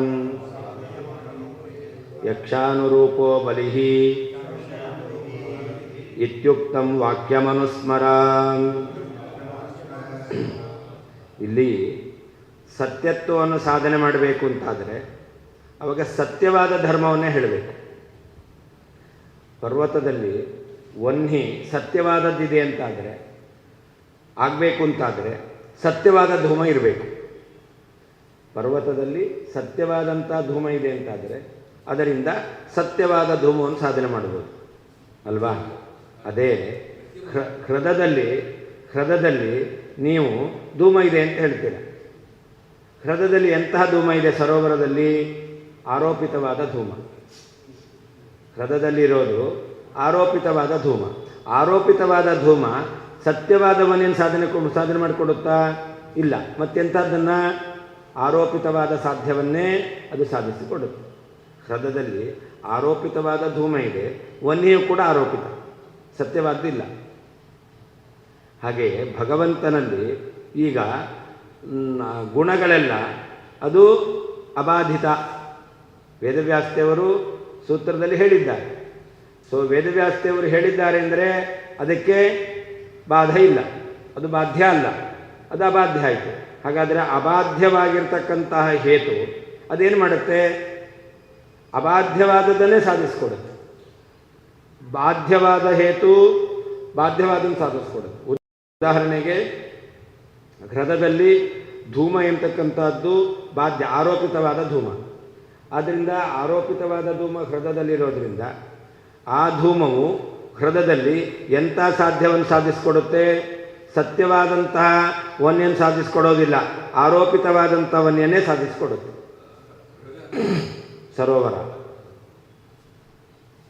ಸರೋವರದಲ್ಲಿ ಇವಾಗ ಧನುರ್ಮಾಸ ಅಲ್ವಾ? ಏನು ಕಾಣಿಸುತ್ತೆ? ಮೇಲ್ಗಡೆ ಹೊಗೆಯಂತೆ ಕಾಣಿಸುತ್ತೆ. ಹಾಗಾದರೆ ಅದು ಆರೋಪಿತ ಧೂಮ, ಸತ್ಯವಾದ ಧೂಮ ಅಲ್ಲ. ಅಂದರೆ ನಾವೇನು ಅಂದ್ಕೊಳ್ತೇವೆ? ಬೆಂಕಿ ಇದೆ ಅಂತ ಅಂದ್ಕೊಂಡೆವು. ಅದು ಹೊಗೆ ಅಲ್ಲ, ಹೊಗೆ ಅಂತ ಅಂದ್ಕೊಂಡೆವು. ಅಲ್ಲದ ಹೊಗೆಯನ್ನು ಹೊಗೆ ಅಂತ ಅಂದ್ಕೊಂಡು ಅಲ್ಲಿ ಬೆಂಕಿ ಇದೆ ಅಂತಲೂ ಅಂದ್ಕೊಂಡೆವು. ಅಲ್ಲಿ ಹೊಗೆ ಅಂತ ಅಂದ್ಕೊಂಡಿದ್ದು ತಪ್ಪು, ಬೆಂಕಿ ಇದೆ ಅಂತ ಅಂದ್ಕೊಂಡಿದ್ದು ತಪ್ಪು. ಹೊಗೆ ಇದೆ ಅಂದ್ಕೊಂಡಿದ್ದು ಆರೋಪಿತ. ಆದ್ದರಿಂದ ಅಲ್ಲಿ ಆರೋಪಿತವಾದ ವನ್ಯ ಸಿದ್ಧವಾಗುತ್ತೆ. ಅದಕ್ಕೆ ಯಕ್ಷಾನುರೂಪೋ ಬಲಿ. ಯಾವ ಯಕ್ಷ ಅಂದರೆ ಭೂತ, ಅವುಗಳಿಗೆ ಬಲಿ ಕೊಡ್ತಾರೆ. ಎಷ್ಟು ಬಲಿ ಕೊಡ್ತಾರೆ? ಅದರ ಸಾಮರ್ಥ್ಯ ಏನು ಅದನ್ನು ನೋಡಿ ಅದಕ್ಕೆ ಬಲಿಯನ್ನು ಕೊಡ್ತಾರೆ. ಪ್ರಾಣಿ ಬಲಿ ಕೊಡೋದೆಲ್ಲ ಉಂಟು. ದೊಡ್ಡ ಭೂತ ಆದರೆ ಅದಕ್ಕೆ ದೊಡ್ಡ ಪ್ರಾಣಿ ಬಲಿಯನ್ನು ಕೊಡಬೇಕು. ಸಣ್ಣ ಭೂತ ಆಗಿದ್ದರೆ ಅದಕ್ಕೆ ಸಣ್ಣ ಪ್ರಾಣಿಯ ಬಲಿಯನ್ನು ಕೊಡ್ತಾರೆ. ಹಾಗೇ ಊಟ ಕೂತಾಗ ಮಕ್ಕಳಿಗೆ ಅಂದರೆ ಸ್ವಲ್ಪ ಅನ್ನ ಹಾಕ್ತಾರೆ, ದೊಡ್ಡವರಿಗೆ ಅಂದರೆ ಜಾಸ್ತಿ ಹಾಕ್ತಾರೆ, ಇಲ್ಲಾಂದರೆ ಕೇಳಿ ಹಾಕಿಸ್ಕೊತಾರೆ. ಹಾಂ, ಅದು ಅದರಲ್ಲಿ ತಾರತಮ್ಯ ಇದೆ.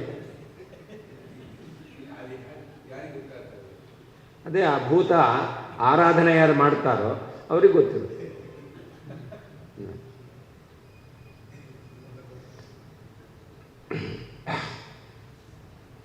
ಯಸ್ಮಾದ್ ಹೌದು, ಆದರೆ ಹೇತು ದೋಷ ಇರೋದ್ರಿಂದ ಸಾಧ್ಯವೂ ದುಷ್ಟವಾದದ್ದೇ ಆಗಿರುತ್ತೆ. ಹಾಂ, ಅಂದರೆ ಸತ್ಯವಾದಂಥ ಧರ್ಮವನ್ನು ಭಗವಂತನಲ್ಲಿ ಸಾಧನೆ ಮಾಡಬೇಕು ಅಂತಾದರೆ ಆವಾಗ ಹೇತು ಸತ್ಯವೇ ಆಗಿರಬೇಕು. ಯಕ್ಷಾನುರೂಪ ಬಲಿ. ಅದರ ಸಾಮರ್ಥ್ಯವನ್ನು ನೋಡಿ ಅದಕ್ಕೆ ಅನುಗುಣವಾಗಿ ಅದಕ್ಕೆ ನಾವು ಬಲಿಯನ್ನು ಕೊಡ್ತೇವೆ. ಹಾಗೆ ಇಲ್ಲಿಯೂ ಕೂಡ ಹೇತು ಸತ್ಯವಾಗಿದೆ ಅಂತ ಸಾಧ್ಯ ಸತ್ಯವಾಗುತ್ತೆ. ಹೇತು ಸತ್ಯ ಆಗಲಿಲ್ಲ ಅಂದರೆ ಸಾಧ್ಯವೂ ಸತ್ಯ ಆಗೋದಿಲ್ಲ.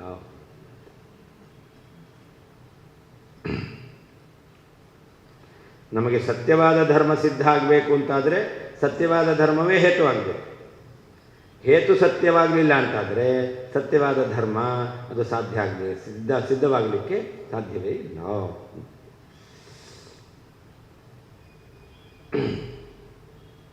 ಯಸ್ಮಾತ್ ಯಾವ ಕಾರಣದಿಂದ ಆರೋಪಿತ ಕಲ್ಪಿತವಾದಂತಹ ಹೇತು ಧರ್ಮವು ಪರಂ ಮತ್ತೊಂದು ಸಾಧ್ಯವನ್ನು ಆರೋಪಯೇ ಅದು ಕಲ್ಪಿತವಾದದ್ದನ್ನೇ ಸಾಧಿಸುತ್ತದೆ. ಯಕ್ಷಾನುರೂಪ, ಯಕ್ಷನ ಆಹಾರಕ್ಕೆ ಅನುಗುಣವಾಗಿ ಬಲಿಹಿ ಆಹಾರ, ಬಲಿ ಅಂದರೆ ಆಹಾರ, ಆಹಾರವು ಇತಿ ಉಕ್ತಂ ಈ ರೀತಿಯಲ್ಲಿ ಹೇಳಲ್ಪಟ್ಟಂತಹ ವಾಕ್ಯವನ್ನು ಅನುಸ್ಮರ ಸ್ಮರಣೆಗೆ ತಂದುಕೋ. ಯಸ್ಮಾತ್ ಯಾವ ಕಾರಣದಿಂದ ಆರೋಪಿತ ಕಲ್ಪಿತವಾದಂತಹ ಹೇತುವು ಪರಂ ಇನ್ನೊಂದು ಸಾಧ್ಯವನ್ನು ಆರೋಪಯೇ ಕಲ್ಪಿತವಾದದ್ದನ್ನೇ ಸಾಧಿಸಿಕೊಡುತ್ತದೆ. ಯಕ್ಷಾನುರೂಪ ಯಕ್ಷದ ಯೋಗ್ಯತೆಗೆ ಅನುಗುಣವಾದಂತಹ ಬಲಿಹಿ ಆಹಾರವು ಇತಿ ಈ ರೀತಿಯಲ್ಲಿ ಉಕ್ತಂ ಹೇಳಿದಂತಹ ವಾಕ್ಯವನ್ನು ಅನುಸ್ಮರ ನೆನಪು ಮಾಡಿಕೋ.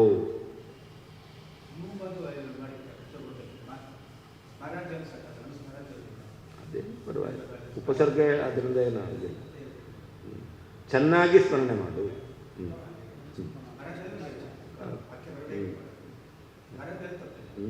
ಸ್ಮರ ಅನುಸ್ಮರ ಅದಲ್ಲೇನು ವಿಶೇಷ ಏನು, ಎರಡು ಸಮಾನ.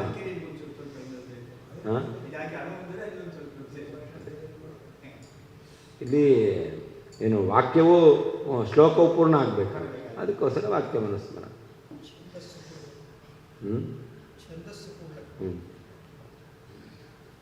ಪ್ರಕಾರಾಂತರೇಣಾಪಿ ಯುಕ್ತಿಮಾಹ ಇನ್ನೊಂದು ರೀತಿಯಲ್ಲಿ ಯುಕ್ತಿಯನ್ನು ಹೇಳ್ತಾ ಇದ್ದಾರೆ. ಸತ್ಯವಾದಂಥ ಧರ್ಮಗಳೇ ಭಗವಂತನ ಸಿದ್ಧ ಆಗುತ್ತೆ ಅನ್ನೋದಕ್ಕೆ ಇನ್ನೊಂದು ಯುಕ್ತಿಯನ್ನು ಹೇಳ್ತಾ ಇದ್ದಾರೆ. ಬಾಷ್ಪಾರೋಪಿತ ಧೂಮೇನ ಆರೋಪಿತವನ್ನೇ ಹೆರೇವ ಸಿದ್ಧಿದರ್ಶನಾತ್ ಬಾಧ್ಯಧರ್ಮೇಣ ಸಾಧಿತಃ ಸಮನ್ವಯೋಪಿ ಬಾಧಿತಃ ಸ್ಯಾತ್. ಬಾಷ್ಪಾರೋಪಿತ ಧೂಮ ಅದೇ ಹೇಳಿದ್ನಲ್ಲ, ಸರೋವರದ ಮೇಲಿರ್ತಕ್ಕಂತಹ ಹೊಗೆ ಅದು ಬಾಷ್ಪಾರೋಪಿತ ಧೂಮ, ಅಥವಾ ಅದು ಆಗಬೇಕಾಗಿಲ್ಲ. ನೀವು ಅಳ್ತಾ ಇದ್ದೀರಾ ಅಂತಾದರೆ, ನಿಮ್ಮ ಕಣ್ಣಿನಲ್ಲಿ ನೀರು ಬರ್ತಾ ಇದೆ ಅಂತಾದರೆ ಉಳಿದಿದ್ದೆಲ್ಲ ಹೊಗೆ ಅಂತ ಕಾಣಿಸುತ್ತೆ. ಒಂದು ಸರ್ತಿ ಹತ್ತು ನೋಡ್ರಿ ಗೊತ್ತಾಗುತ್ತೆ. ಕಣ್ಣಿನಲ್ಲಿ ನೀರು ಬಂದಾಗ ಅವಾಗ ಉಳಿದ ಕಡೆ ಎಲ್ಲ ಹೊಗೆ ಇದ್ದಾಗ ಕಾಣಿಸುತ್ತೆ, ಬಾಷ್ಪಾರೋಪಿತ ಧೂಮ. ಅಥವಾ ಕಣ್ಣಿಗೆ ಕಾಣಿಸ್ತಾ ಇದೆ, ಧೂಮದಂತೆ ಕಾಣಿಸ್ತಾ ಇದೆ, ಅದರಿಂದ ಎಂತಹ ವನ್ಯ ಸಿದ್ಧ ಆಗುತ್ತೆ? ಆರೋಪಿತವಾದಂತಹ ವನ್ಯೇ ಸಿದ್ಧ ಆಗುತ್ತೆ. ಬಾಷ್ಪಾರೋಪಿತ ಧೂಮೇನ ಆರೋಪಿತ ವನ್ಯೇ ಏವ ಸಿದ್ಧಿದರ್ಶನ. ಆರೋಪಿತವಾದ ವನ್ಯೆಯೇ ಸಿದ್ಧವಾದ, ಸತ್ಯವಾದ ವನ್ಯ ಸಿದ್ಧ ಆಗುತ್ತಾ? ಇಲ್ಲ. ಹಾಗೆ ಇಲ್ಲೂ ಕೂಡ ಭಗವಂತನಲ್ಲಿ ಅವ್ರು ಹೇಳ್ತಾರಲ್ಲ ಗುಣಗಳು, ಭಗವಂತನಲ್ಲಿ ಗುಣ ಅದು ಆರೋಪಿತ ಮಿಥ್ಯ. ಹಾಗಾದರೆ ಸಮನ್ವಯ ಕೂಡ ಏನಾಗಬೇಕಾಗಿತ್ತು? ಮಿಥ್ಯ ಅಂತ ಬೇಕಾಗಿತ್ತು. ಸಕಲ ಶಬ್ದ ಸಮನ್ವಯ ಮಾಡಲಿಕ್ಕೆ ಹೊರಟಂತಹ ವೇದವ್ಯಾಸ ದೇವರು ಆರೋಪಿತ ಧರ್ಮವನ್ನು ಹೇಳಿ ಈ ಸಮನ್ವಯ ಎಲ್ಲ ಮಿಥ್ಯ ಅಂತ ಹೇಳಿ ಹೊರಟಿದ್ದಾರಾ? ಮತ್ತೆ ಯಾಕೆ ಮಿಥ್ಯ ಅಂತೇಳಿ ಸಮನ್ವಯ ಮಾಡಲಿಕ್ಕೆ ಹಾಕೋಬೇಕು? ಆರೋಪಿತವಾದಂಥ ಧರ್ಮವನ್ನು ಇಟ್ಟುಕೊಂಡು ಸಕಲ ಶಬ್ದ ಸಮನ್ವಯ ಮಾಡಬೇಕು. ಆದರೆ ಸಕಲ ಶಬ್ದ ಸಮನ್ವಯ ಅದು ಆರೋಪಿತವಾದ ಧರ್ಮದಿಂದ ಅಂತಾದರೆ ಸಾಧ್ಯ ಏನಾಗುತ್ತೆ? ಆರೋಪಿತ ಆಗುತ್ತೆ. ಮತ್ತೆ ಯಾಕೆ ಹೇಳಬೇಕು? ವೇದವ್ಯಾಸದೇವರು ಬುದ್ಧಿವಂತರು, ಅದನ್ನು ಮಾಡ್ತಾನೇ ಇರಲಿಲ್ಲ. ಆದ್ದರಿಂದ ಅವರು ಧರ್ಮವನ್ನು ಇಟ್ಟುಕೊಂಡು ಸಮನ್ವಯವನ್ನು ಸಾಧಿಸ್ತಾ ಇದ್ದಾರೆ ಅಂತಾದರೆ ಸಾಧಕವಾದಂತಹ ಧರ್ಮ ಸತ್ಯ, ಸಮನ್ವಯವು ಸತ್ಯ. ಸಮನ್ವಯ ಸತ್ಯ ಆಗಬೇಕು ಅಂತಾದರೆ ಆ ಧರ್ಮಗಳು ಸತ್ಯ ಆಗಬೇಕು.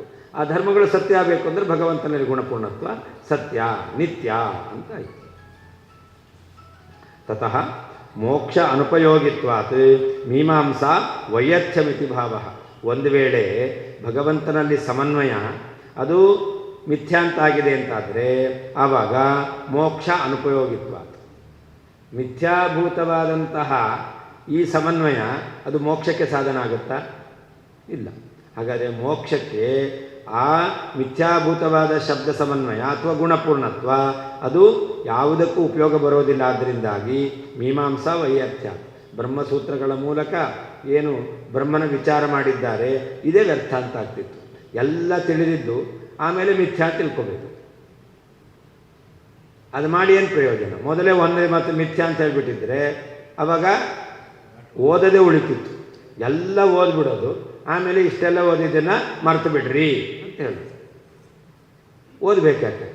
ಓದಲೇನೆ ನಮಗೆ ತಲೆಗೆ ತಂದ್ಕೊಳ್ದೇನೆ ಅದನ್ನು ನಾವು ಬಿಡ್ಬೋದಾಗಿತ್ತು. ಅದು ಬಿಟ್ಟು ತಲೆಗೆ ತಂದ್ಕೊಂಡು ಆಮೇಲೆ ಮರ್ತು ಬಿಡ್ರಿ, ಅದನ್ನು ಬಿಡಬೇಕಲ್ಲ, ಅದನ್ನು ಪಡಿಬೇಕಾಗಿದೆ. ಅದರಿಂದ ಮೀಮಾಂಸಾ ಬ್ರಹ್ಮ ವಿಷಯಕ್ಕೆ ವಿಚಾರವೇ ವ್ಯರ್ಥ ಅಂತ ಆಗ್ತಾ ಇತ್ತು. ಹಾಂ,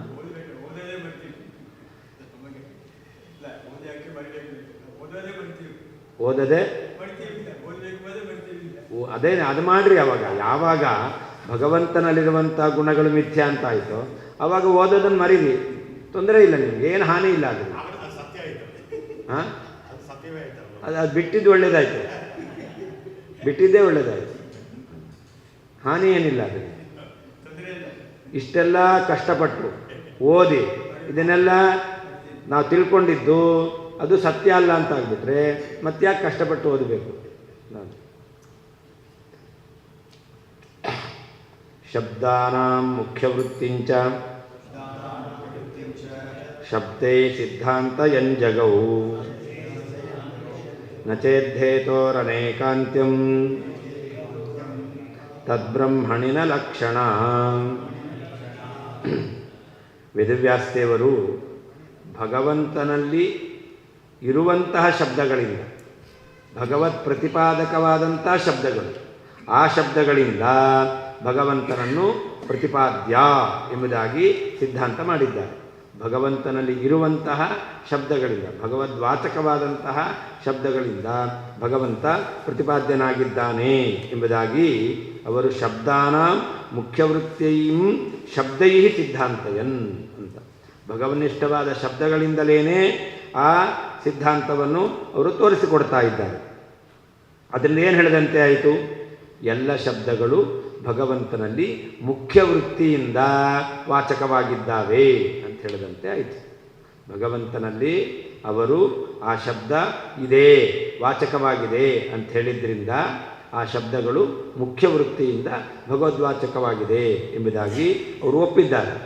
ಒಂದು ವೇಳೆ ಮುಖ್ಯ ವೃತ್ತಿಯನ್ನು ಒಪ್ಪಲಿಲ್ಲ, ಅಮುಖ್ಯ ವೃತ್ತಿಯನ್ನು ಒಪ್ಪಿದ್ದಾರೆ ಅಂತಾದರೆ ಆವಾಗ ಅಮುಖ್ಯ ವೃತ್ತಿಯಿಂದ ಈ ಶಬ್ದ ಅದು ಎಲ್ಲ ಕಡೆಯಲ್ಲೂ ಬರುತ್ತೆ. ಈಗ ನಾವು ಮುಖ್ಯ ವೃತ್ತಿಯಿಂದ ಹಾಲು ಅಂತ ಕರಿತೇವೆ. ಯಾವುದನ್ನು ಹಾಲು ಅಂತ ಕರಿತೇವೆ? ಕ್ಷೀರ ಅಂತ. ಯಾವುದು ಹಾಲು ಅದನ್ನೇ ನಾವು ಮುಖ್ಯವಾಗಿ ಕ್ಷೀರ ಶಬ್ದದಿಂದ ಕರಿತೇವೆ. ಒಂದು ವೇಳೆ ಅಮುಖ್ಯ ವೃತ್ತಿಯಿಂದ ಕರೆಯೋದು ಅಂತಾದರೆ ನೀರನ್ನು ಹಾಲು ಅಂತ ಕರಿಬೋದು. ಅಮುಖ್ಯ ವೃತ್ತಿಯಿಂದ ಕರೆಯೋದು ಅಂತಾದರೆ ನೀರನ್ನು ಕೂಡ ನಾವು ಕ್ಷೀರ ಅಂತ ಕರಿಬೋದು, ಯಾಕೆ ಮುಖ್ಯ ವೃತ್ತಿ ಅಲ್ಲ. ಹಾಗಾದರೆ ಅಮುಖ್ಯ ವೃತ್ತಿಯನ್ನು ಇಟ್ಕೊಂಡು ಸಮನ್ವಯ ಮಾಡ್ತೀರಾ ಅಂತಾದರೆ ಆವಾಗ ನಿಮಗೆ ತತ್ಶಬ್ದ ವಾಚ್ಯತ್ವ ಅದು ಭಗವಂತನಲ್ಲಿ ಹೇಳಿಕ್ಕೆ ಬರಲ್ಲ. ಯಾಕೆ? ಅಮುಖ್ಯ ವೃತ್ತಿಯಿಂದ ತತ್ಶಬ್ದ ವಾಚ್ಯತ್ವ ಬೇರೆ ಕಡೆಯಲ್ಲೂ ಬರುತ್ತೆ, ಹೇತು ಬೇರೆ ಕಡೆಯಲ್ಲೂ ಬರುತ್ತೆ, ಅಂದರೆ ವ್ಯಭಿಚಾರ ದೋಷ ಬರುತ್ತೆ. ಈಗ ಪರ್ವತಃ ವನ್ಯಮಾನ್ ಧೂಮಾತ್, ಧೂಮವನ್ನು ಹೇತು ಮಾಡಿದ್ದಾರೆ. ಯಾವ ಧೂಮವನ್ನು ಹೇತು ಮಾಡಬೇಕು? ಸತ್ಯವಾದಂತಹ ಧೂಮವನ್ನು ಹೇತು ಮಾಡಬೇಕು. ಅದು ಬಿಟ್ಟು ಸತ್ಯವಾದಂತಹ ಧೂಮವನ್ನು ಹೇತು ಮಾಡಲಿಲ್ಲ, ಬರೀ ಯಾವ ಬೇಕಾದ್ರೂ ಧೂಮ ಆಗ್ಬೋದು. ಅದರಿಂದ ನಾವು ಅನ್ಯನ್ ಸಾಧನೆ ಮಾಡ್ತೇವೆ ಅಂತಂದರೆ ಹಾಗಾದರೆ ಧೂಮ ಯಾವ್ದು ಬೇಕಾದ್ರೂ ಆಗ್ಬೋದು ತಾನೆ. ಹಾಗಾದರೆ ಆರೋಪಿತ ಧೂಮವೂ ಆಯಿತು. ಆರೋಪಿತ ಧೂಮ ಎಲ್ಲಿದೆ? ಹೃದಯದಲ್ಲಿದೆ. ಇದೆಯಾ ಅಲ್ಲಿ? ಹೇತು ಇದೆ, ಸಾಧ್ಯ ಇಲ್ಲ, ವ್ಯಭಿಚಾರ ಬಂತು. ಹೀಗೆ ನೀವು ಯಾವುದು ಸತ್ಯವಾಗಿದೆಯೋ ಮುಖ್ಯ ವೃತ್ತಿಯಿಂದ ನಾವು ಕರಿತೇವೋ ಅದನ್ನಿಟ್ಕೊಂಡೇ ಸಮನ್ವಯನ ಹೇಳಬೇಕು. ಅದು ಬಿಟ್ಟು ಅಮುಖ್ಯ ವೃತ್ತಿಯಿಂದ ನೀವು ಹೇಳ್ತೀರಾ ಅಂತಾದರೆ ವ್ಯಭಿಚಾರ ದೋಷ ಬರುತ್ತೆ. ವೇದವ್ಯಾಸ ದೇವರು ಎಲ್ಲ ಶಬ್ದಗಳನ್ನು ಭಗವಂತನಲ್ಲಿ ಸಮನ್ವಯ ಮಾಡಬೇಕಾದರೆ ಮುಖ್ಯ ವೃತ್ತಿಯಿಂದ ಆ ಶಬ್ದವಾಚ್ಯನಾದವನು ಭಗವಂತ ಅಂತ ಹೇಳ್ತಾರೆ. ಅದನ್ನು ಸಾಧನಕ್ಕೋಸ್ಕರ ಅವರು ಈ ಸೂತ್ರಗಳನ್ನು ಹೇಳಿರೋದು. ಅದರಿಂದ ಏನಾಗಬೇಕು? ಭಗವಂತನಲ್ಲಿರತಕ್ಕಂಥ ಗುಣಗಳೆಲ್ಲ ಸತ್ಯ ಆಗಬೇಕು. ಇಲ್ಲ ಅಂತಾದರೆ ಮುಖ್ಯ ವೃತ್ತಿಯನ್ನು ಭಗವಂತನ ಹೇಳಲಿಕ್ಕೆ ಬರುವುದಿಲ್ಲ. ಅದರಿಂದ ಭಗವಂತನಲ್ಲಿ ಮಾಯಾವಾದಿಗಳ ಮತ ಪ್ರಕಾರ ಎಲ್ಲ ಶಬ್ದಗಳು ಲಕ್ಷಣಾವೃತ್ತಿಯಿಂದ ಹೇಳ್ತಾ ಇವೆ. ಭಗವಂತನಲ್ಲಿ ಸಕಲ ಶಬ್ದಗಳು ಕೂಡ ಭಗವಂತನನ್ನು ಯಥೋ ವಾಚೋ ನಿವರ್ತಂತೆ ಅಂತ ಶ್ರುತಿ ಹೇಳ್ತಾ ಇದೆ. ಅಂದರೆ ಯಾವ ಶಬ್ದದಿಂದಲೂ ಭಗವಂತ ವಾಚ್ಯನಲ್ಲ ಅಂತ ಅವ್ರ ಸಿದ್ಧಾಂತ. ಹಾಗಾದರೆ ಬ್ರಹ್ಮ ಅಂತ ಹೇಳ್ತೀರಲ್ಲ ಅಂತಂದರೆ ಭಗವಂತ ಬ್ರಹ್ಮ ಶಬ್ದದ ಲಕ್ಷ್ಯ. ಗಂಗಾ ಶಬ್ದಕ್ಕೆ ಪ್ರವಾಹ, ಆದರೆ ತೀರವನ್ನು ಗಂಗಾ ಶಬ್ದದಿಂದ ಹೇಳ್ತೇವೆ. ಗಂಗಾಯಾಮ್ ಘೋಷಃ ಏನರ್ಥ ಅದಕ್ಕೆ? ಗಂಗಾ ತೀರದಲ್ಲಿ ಘೋಷ ಅಂತ. ಹಾಗಾದರೆ ಗಂಗಾ ಶಬ್ದದಿಂದ ಹೇಳಿದೆವು. ಯಾವುದನ್ನು ಹೇಳಿದ್ದು? ತೀರವನ್ನು ಹೇಳಿದ್ದು. ಹಾಗಾದರೆ ಗಂಗಾ ಶಬ್ದ ತೀರಕ್ಕೆ ಲಕ್ಷಣೆಯ ವಾಚಕ. ಹಾಗೆ ಬ್ರಹ್ಮ ಶಬ್ದವು ಕೂಡ ಬ್ರಹ್ಮನನ್ನು ಹೇಳಲ್ಲ. ಬ್ರಹ್ಮನ ಅದು ಲಕ್ಷಣಾವೃತ್ತಿಯಿಂದ ಹೇಳ್ತಕ್ಕಂಥ ಶಬ್ದ ಅಂತ ಅವ್ರು ಹೇಳ್ತಾರೆ. ಆದರೆ ವೇದವ್ಯಾಸ ದೇವರಿಗೆ ಲಕ್ಷಣಾವೃತ್ತಿಯಿಂದ ಭಗವಂತನನ್ನು ಈ ಶಬ್ದಗಳು ಹೇಳ್ತಾ ಇದ್ದಾವೆ ಅನ್ನೋದು ಅವರ ಅಭಿಪ್ರಾಯ ಅಲ್ಲ. ಲಕ್ಷಣಾವೃತ್ತಿಯಿಂದ ಹೇಳೋದಾದರೆ ಎಲ್ಲ ಪದಾರ್ಥಗಳು ಕೂಡ ಆ ಶಬ್ದಗಳಿಂದ ವಾಚ್ಯವಾಗುತ್ತೆ. ಲಕ್ಷಣಾವೃತ್ತಿಯಿಂದ ಎಲ್ಲ ಪದಾರ್ಥಗಳು ಕೂಡ ಶಬ್ದವಾಚ್ಯವಾಗುತ್ತೆ. ಇದು ಮುಖ್ಯ ಪ್ರಾಣದೇವರ ವೇದವ್ಯಾಸದೇವರ ಅಭಿಪ್ರಾಯ ಅಲ್ಲ. ಭಗವಂತನೇ ಆ ಶಬ್ದಗಳ ಮುಖ್ಯವಾಚ್ಯ ಅಂತ ಆಗಬೇಕು. ಯಾಕೆ? ಅವಾಗ ಶಕ್ತಿವೃತ್ತಿಯನ್ನೇ ಹೇಳಬೇಕು ಅಂತ. ಹೀಗೆ ಶಕ್ತಿವೃತ್ತಿಯಿಂದ ಭಗವಂತನಲ್ಲಿ ಶಬ್ದವನ್ನು ಹೇಳಿರೋದ್ರಿಂದಾಗಿ ತಾದೃಶ ಶಬ್ದದಿಂದ ತಿಳಿದು ಬರುವ ಗುಣ ಭಗವಂತನಲ್ಲಿದೆ. ಅಂದರೆ ಭಗವಂತ ಗುಣಪೂರ್ಣ ಸಿದ್ಧನಾಗ್ತಾನೆ. ಸೂತ್ರಕೃತ ಅಂತಿಟ್ಕೊಳ್ಬೇಕು. ಸೂತ್ರಕಾರರಾದಂತಹ ವೇದವ್ಯಾಸ ದೇವರು ಶಬ್ದೈಹಿ ಭಗವಂತನಲ್ಲಿ ಇರುವ ಶಬ್ದಗಳಿಂದ, ಭಗವದ್ವಾಚಕವಾದಂತಹ ಶಬ್ದಗಳಿಂದ ಸಿದ್ಧಾಂತವನ್ನು ಹೇಳ್ತಾ ಬ್ರಹ್ಮಣಿ ಪರಬ್ರಹ್ಮನಲ್ಲಿ ಶಬ್ದಗಳಿಗೆ ಮುಖ್ಯ ವೃತ್ತಿಂ ವಾಚಕತೆಯ ವೃತ್ತಿಯನ್ನು, ಶಕ್ತಿ ವೃತ್ತಿಯನ್ನು ಜಗೌ ಹೇಳಿದ್ದಾರೆ. ನಚೇತ್ ಒಂದು ವೇಳೆ ಶಕ್ತಿ ವೃತ್ತಿಯಿಂದ ಶಬ್ದವು ಪರಮಾತ್ಮನಲ್ಲಿದೆ ಅಂತ ಹೇಳಿಲ್ಲ ಅಂತಾದರೆ ಹೇತೋಹೋ ಶಬ್ದಗಳಿಗೆ, ಶಬ್ದ ಎಂಬತಕ್ಕಂತಹ ಹೇತುವಿಗೆ ಅನೇಕಾಂತ್ಯಂ ವ್ಯಭಿಚಾರವು ಸ್ಯಾತ್ ಬರ್ತಾ ಇತ್ತು. ಶಬ್ದ ಬೇರೆ ಪದಾರ್ಥವನ್ನು ಹೇಳುತ್ತೆ, ಆ ಶಬ್ದ ದೇವರನ್ನೇ ಹೇಳುತ್ತೆ ಅಂತಿಲ್ಲ, ಮುಖ್ಯ ವೃತ್ತಿ ಅಲ್ಲ. ಅಮುಖ್ಯ ವೃತ್ತಿಯಿಂದ ಆ ಶಬ್ದ ಇನ್ನೊಬ್ಬರನ್ನು ಹೇಳುತ್ತೆ. ಆದ್ದರಿಂದ ಅವನು ವಾಚ್ಯ ಅಂತ ಆಗಬೇಕು, ವಾಚ್ಯ ಅಲ್ಲ. ಹಾಗೆ ಬ್ರಹ್ಮನು ಕೂಡ ವಾಚ್ಯ ಅಂತ ಸಾಧನೆ ಮಾಡಲಿಕ್ಕೆ ಬರ್ತಿರಲಿಲ್ಲ. ಅಮುಖ್ಯ ವೃತ್ತಿಯಿಂದ ಬೇರೆ ಪದಾರ್ಥವೂ ಕೂಡ ವಾಚ್ಯ ಆಗಿರೋದ್ರಿಂದ, ಈ ಶಬ್ದವು ಬೇರೆ ಪದಾರ್ಥಕ್ಕೂ ವಾಚಕ ಆಗಿರೋದ್ರಿಂದ ಅಲ್ಲಿ ವಾಚ್ಯತ್ವವನ್ನು ಸಮರ್ಥನೆ ಮಾಡಲಿಕ್ಕೆ ಬರ್ತಿರಲಿಲ್ಲ. ಹೇತು ಇದೆ, ಸಾಧ್ಯ ಇಲ್ಲ ಅಂತ ಆಗ್ತಾ ಇತ್ತು. ವ್ಯಭಿಚಾರ ದೋಷ ಬರ್ತಾ ಇತ್ತು.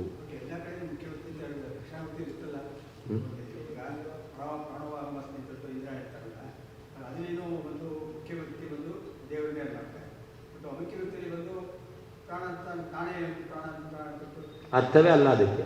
ನಾನು ಪ್ರಾಣ ಅಂತ ಅರ್ಥ ಅಲ್ಲವೇ ಅಲ್ಲ, ನನ್ನ ಅಂತರ್ಯಾಮಿ ಪ್ರಾಣ ಅಂತಲೇ ಅರ್ಥ.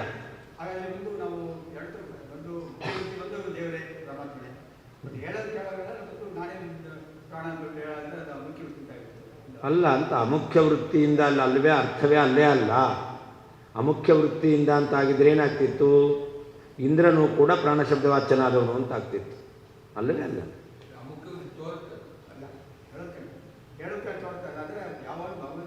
ಅದು ಅರ್ಥವೇ ಅಲ್ಲ. ನಾನು ಸೈಂಧವ ಮಹಾರ ಅಂತ ಹೇಳಿದೆ, ನಿಮಗೆ ಕುದುರೆ ತಗೊಂಬ ಅಂತ ಹೇಳಿದ್ರು, ಅರ್ಥ ಅಲ್ಲ ಅದು. ಸೈಂಧವ ಮಹಾರ ಅಂತ ಊಟ ಕೂತಾಗ ಹೇಳಿದ್ರೆ ನಂಗೆ ಹಂಗೆ ತೋರ್ತು ಅಂತಂದರೆ ಆ ಅರ್ಥ ಅಲ್ಲವೇ ಅಲ್ಲ ಅಲ್ಲಿ. ಅದಕ್ಕೇನರ್ಥ? ಉಪ್ಪು ತುಂಬ ಅಂತಲೇ ಅರ್ಥ ಅದಕ್ಕೆ ಅಲ್ವಾ? ಮುಖ್ಯ ಅರ್ಥ ಯಾವುದದು? ಸೈಂಧವ ಶಬ್ದ ಯಾವುದಕ್ಕೆ ವಾಚಕ? ಅದು ಉಪ್ಪಿಗೆ ವಾಚಕ. ಹಾಗೆ ಪ್ರಾಣೋವಾಹಮಸ್ಮಿ ಅಂತ ಅವನು ಹೇಳಿದ್ದಾನೆ ಎಂದ ಮಾತ್ರಕ್ಕೆ ಅಲ್ಲಿ ನಾನು ಪ್ರಾಣ ಅನ್ನೋದು ಅಮುಖ್ಯ ಅರ್ಥವೂ ಅಲ್ಲ. ಹೌದು, ಯಾವ ಶಬ್ದವೂ ಅಮುಖ್ಯ ವೃತ್ತಿಯಿಂದ ಭಗವದ್ವಾಚಕ ಅಲ್ಲವೇ ಅಲ್ಲ. ಮಹಾಯೋಗ ವಿದ್ವದ್ರೂಢಿ, ಭಗವಂತನಲ್ಲಿ ಮಹಾಯೋಗ ವಿದ್ವದ್ರೂಢಿ, ಉಳಿದವರಲ್ಲಿ ಯೋಗ ಅಷ್ಟೇ, ಮಹಾಯೋಗ ಇಲ್ಲ. ಇಲ್ಲ, ಯಾರಲ್ಲೂ ಇಲ್ಲ. ಹೌದು, ಏನು ನಾಮಾನಿ ಸರ್ವಾಣಿ ಯಮಾವಿಶಂತಿ ತಮ್ಮೈ ವಿಷ್ಣುಂ ಪರಮಂ ಉದಾಹರಂತಿ. ನಾಮಾನಿ ಸರ್ವಾಣಿ ಯಮಾವಿಶಂತಿ ಯೋ ದೇವಾನಾಂ ನಾಮಧ ಏಕ ಏವ ಸರ್ವೇ ವೇದಾಹ ಯತ್ಪದಮಾಮನಂತಿ. ಅಂದರೆ ಪರಮಾತ್ಮನನ್ನೇ ಮುಖ್ಯ ವೃತ್ತಿ ಅಂತ ಹೇಳೋದು. ಅಮುಖ್ಯ, ಉಳಿದಿದ್ದನ್ನೆಲ್ಲ ಅಮುಖ್ಯ ವೃತ್ತಿಯಿಂದ ಹೇಳೋದು. ದೇವರನ್ನು ಕೂಡ ಅಮುಖ್ಯ ವೃತ್ತಿಯಿಂದ ಹೇಳೋದು ಅಂತಾದರೆ ಆವಾಗ ತತ್ಶಬ್ದ ಸಮನ್ವಯ ಭಗವಂತನಲ್ಲೇ ಆಗಲ್ಲ. ಯಾಕೆ? ಅಮುಖ್ಯ ವೃತ್ತಿಯಿಂದ ಬೇರೆಯದನ್ನು ಹೇಳುತ್ತೆ, ಅಲ್ಲಿ ಸಮನ್ವಯ ಇಲ್ಲ, ಭಗವಂತನಲ್ಲೂ ಇಲ್ಲ ಅಂತ ಆಗ್ತಾ ಇತ್ತು.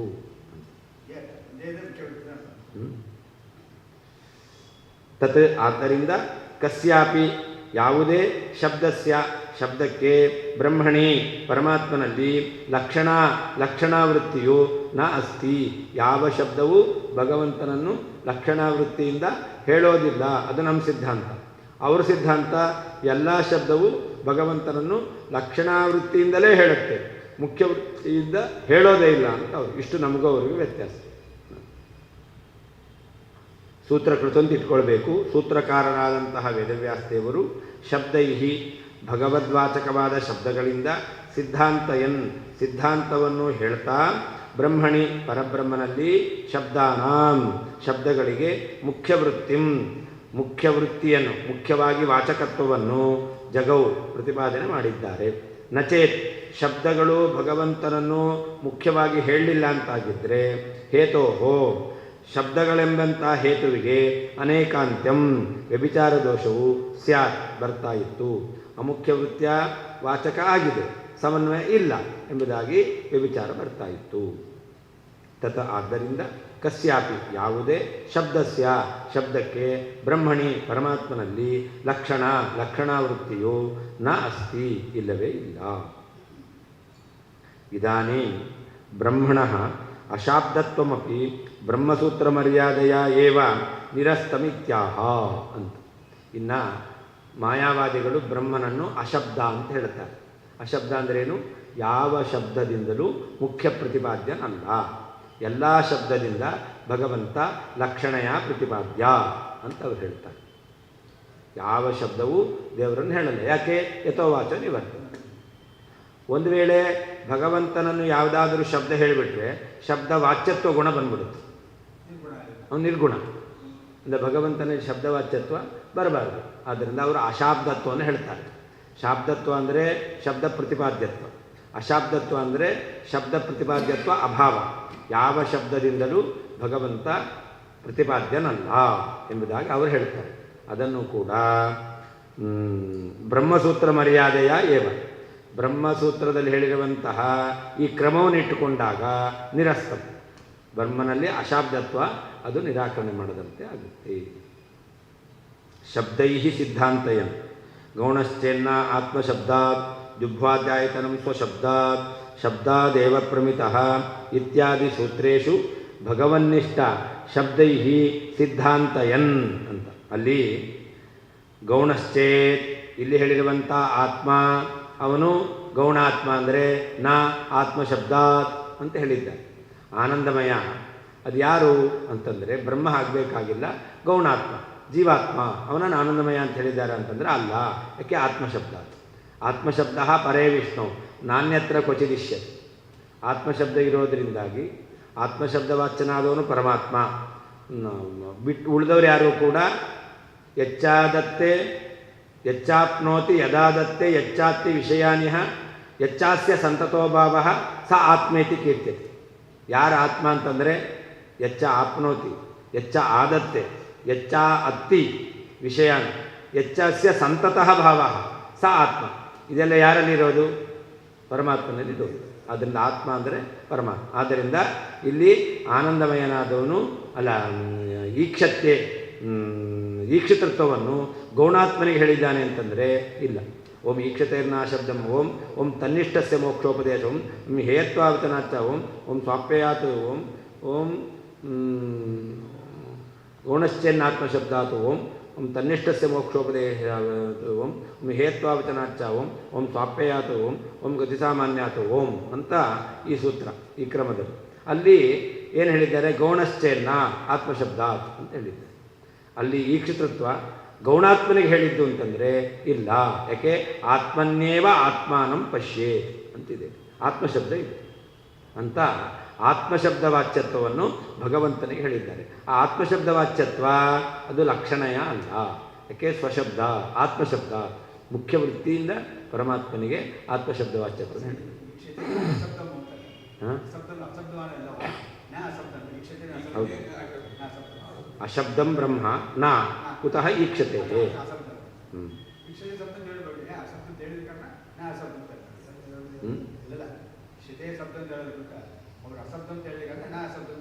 ಹೌದು, ಅದನ್ನು ಖಂಡನೆ ಮಾಡಿದ್ದು.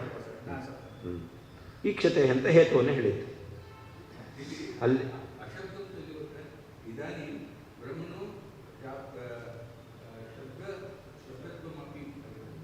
ಅಶಾಬ್ದತ್ವಮಪಿ ಬ್ರಹ್ಮಣೋ ಶಾಬ್ದತ್ವಂ. ಬ್ರಹ್ಮಣೋ ಇದೆ, ಬ್ರಹ್ಮಣಃ ಅಶಾಬ್ದತ್ವಂ. ಒಂದು ವೇಳೆ ಬ್ರಹ್ಮಣ ಅಂತಾದರೆ ಬ್ರಹ್ಮಣ ಶಾಬ್ದತ್ವಂ ಅಂತ ಅಲ್ಲಿ ವಿಸರ್ಗಕ್ಕೆ ಶಕಾರ ಕ್ಷಕಾರ ಬರಬೇಕು. ಇದೆಯಾ? ಬ್ರಹ್ಮಣೋ ಶಾಬ್ದತ್ವಂ ಇದೆ, ಅಳ ಹಾಕ್ಕೋಬೇಕು. ಹಾಂ, ಇಲ್ಲಾಂದ್ರೆ ರೂಪ ಆಗಲ್ಲ. ಬ್ರಹ್ಮಣೋ ಅಶಾಬ್ದತ್ವಂ ಅಂತ ನೀವು ಪದವಿಭಾಗ ಮಾಡಲಿಲ್ಲ ಅಂತಂದರೆ ಬ್ರಹ್ಮಣೋ ಅಂತ ಆಗಲ್ಲ. ಬ್ರಹ್ಮಣ ಅಶಾಬ್ದತ್ವಂ ಅಂತ ಪದವಿಭಾಗ ಮಾಡಿದ್ರೇ ಬ್ರಹ್ಮಣೋ ಶಾಬ್ದತ್ವಂ ಅಂತ ಆಗುತ್ತೆ. ಬ್ರಹ್ಮಣ ಶಾಬ್ದತ್ವಂ ಅಂತಲೇ ಮಾಡಿಬಿಟ್ರೆ ಬ್ರಹ್ಮಣೋ ಆಗಲ್ಲ. ವ್ಯಾಕರಣ ರೀತಿಯಿಂದ ಅವಗ್ರಹ ಬೇಕು.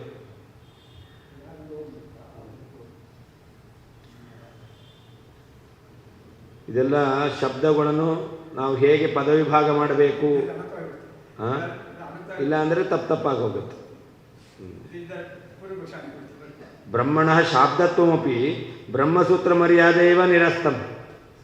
ಬ್ರಹ್ಮನಿಗೆ ಶಾಬ್ದತ್ವವನ್ನೇ ಬ್ರಹ್ಮಸೂತ್ರದಲ್ಲಿ ಹೇಳಿದ ಕ್ರಮದಲ್ಲಿ ನಿರಾಕರಣೆ ಮಾಡೋದು. ಶಾಬ್ದತ್ವ ನಿರಾಕರಣೆ ಮಾಡಿದ್ದಲ್ಲ, ಅಶಾಬ್ದತ್ವ ನಿರಾಕರಣೆ ಮಾಡಿ.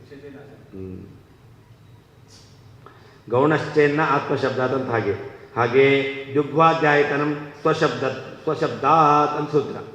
ಪರಮಾತ್ಮನೇ ಎಲ್ಲ ಸರ್ವಗತ, ಆಕಾಶಾದಿಗಳಿಗೆ ಆಶ್ರಯ. ಯಾಕೆ? ಸ್ವಶಬ್ದ. ಆತ್ಮನ್ಯೇವ ತಿಷ್ಠನ್ ಅಂತ ಆತ್ಮಶಬ್ದವನ್ನು ಹೇಳಿದ್ದಾರೆ. ಏನು? ಯ ಆಕಾಶೇ ತಿಷ್ಠನ್ ಯಮ ಆಕಾಶೋ ನ ವೇದ ಯಸ್ಯ ಆಕಾಶ ಶರೀರಂ ಅಂತ ಹೇಳ್ಕೊಂಡ್ಬಿಟ್ಟು ಆಮೇಲೆ ಅಲ್ಲಿ ಆತ್ಮ ಅಂತಿದೆ, ಯಸ್ಯ ಆತ್ಮ ಅಂತ. ಹೀಗೆ ಆತ್ಮಶಬ್ದ ಇರೋದರಿಂದ ಆ ಆಕಾಶಾದಿಗಳಿಗೆ ಆಶ್ರಯನಾದವನು ಯಾರು? ಪರಮಾತ್ಮ ಅಂತ. ಅಲ್ಲಿ ಪರಮಾತ್ಮನಲ್ಲಿ ಸ್ವಶಬ್ದತ್ವ, ಆತ್ಮಶಬ್ದ ವಾಚ್ಯತ್ವವನ್ನು ಹೇತುವನ್ನಾಗಿ ಮಾಡಿದ್ದಾರೆ. ಒಂದು ವೇಳೆ ನೀವು ಆತ್ಮಶಬ್ದ ವಾಚ್ಯತ್ವ ಪರಮಾತ್ಮನಲ್ಲಿ ಇಲ್ಲ, ಮುಖ್ಯ ವೃತ್ತಿಯಿಂದ ಶಬ್ದವು ಪರಮಾತ್ಮನಿಗೆ ವಾಚಕ ಅಲ್ಲ, ಅಮುಖ್ಯ ವೃತ್ತಿಯಿಂದ ಇಟ್ಕೊಂಡ್ಬಿಟ್ರೆ ಸ್ವಶಬ್ದ ಯಾರೇ ಅಲ್ಲಿ ಯಾರಲ್ಲಿ ಬೇಕು ಅವ್ರು ಬರ್ಬೋದು, ನಿರ್ಣಯ ಮಾಡಲಿಕ್ಕಾಗಲ್ಲ. ಹಾಗೆ ಶಬ್ದಾದೇವ ಪ್ರಮಿತಃ ಅಂತ ಇನ್ನೊಂದು ಸೂತ್ರ. ಅಲ್ಲಿಯೂ ಕೂಡ ಪರಮಾತ್ಮನ ಹೇಳ್ತಕ್ಕಂಥ ಶಬ್ದ ಇರೋದರಿಂದಲೇ ಪರಮಾತ್ಮನೇ ಗುಣವುಳ್ಳವನಾಗಿದ್ದಾನೆ ಎಂಬುದಾಗಿಯೂ ಕೂಡ ಸೂತ್ರೇಶು ಭಗವನ್ನಿಷ್ಠ ಶಬ್ದೈ ಸಿದ್ಧಾಂತಯತೆ. ಭಗವಂತನಲ್ಲಿರುವಂತಹ ಶಬ್ದಗಳನ್ನಿಟ್ಟುಕೊಂಡು ನಿರ್ಣಯ ಮಾಡಿರೋದರಿಂದಾಗಿ ಭಗವದಿತರೇಶಾಂ ಪ್ರತಿಪಾದ್ಯತ್ವ ನಿರಾಸಪೂರ್ವಕ. ಭಗವಂತನನ್ನು ಬಿಟ್ಟು ಉಳಿದವರು ದುಗ್ವಾಧ್ಯಾಯತನರಲ್ಲ ಎಂಬುದಾಗಿ ಇತರರಲ್ಲಿ ನಿರಾಕರಣೆ ಮಾಡುವ ಮೂಲಕ ಭಗವಂತನಲ್ಲಿ ಸಾಧನೆ ಮಾಡಿದ್ದಾರೆ. ಆದ್ದರಿಂದ ಭಗವತಃ ಏವ ತತ್ತದ್ವಾಕ್ಯ ಪ್ರತಿಪಾದ್ಯತ್ವ ಸಾಧಯನ್. ಈ ವಾಕ್ಯಗಳಿಂದ ಪ್ರತಿಪಾದ್ಯನಾದವನು ಭಗವಂತನೇ ಎಂಬುದಾಗಿ ಸಾಧನೆ ಮಾಡ್ತಾ ಇದ್ದಾರೆ. ಶಬ್ದಾನಾಂ ಮುಖ್ಯವೃತ್ತಿಂಚ ಭಗವತಿ ಜಗೌತಿ ಸಂಬಂಧ. ತತ್ತಶಬ್ದಗಳು ಭಗವಂತನಲ್ಲಿ ಮುಖ್ಯವೃತ್ತಿಯಿಂದ ಇದೆ, ಮುಖ್ಯವಾಗಿ ಆ ಶಬ್ದಗಳು ಭಗವದ್ವಾಚಕವೇ ಆಗಿದೆ ಎಂಬತಕ್ಕಂಥದ್ದನ್ನು ಅವರು ಸಾಧನೆ ಮಾಡಿ ತೋರಿಸಿದ್ದಾರೆ.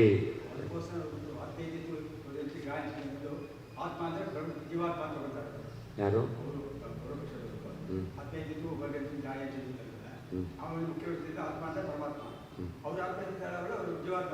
ಇಲ್ಲ ಇಲ್ಲ, ಆತ್ಮ ಜೀವಾತ್ಮನನ್ನು ಕೂಡ ಆತ್ಮ ಇತಿ ಪರಮಾತ್ಮ ಎಂಬುದಾಗಿ ಅಲ್ಲಿ ಜೀವಾತ್ಮ. ಹೌದು.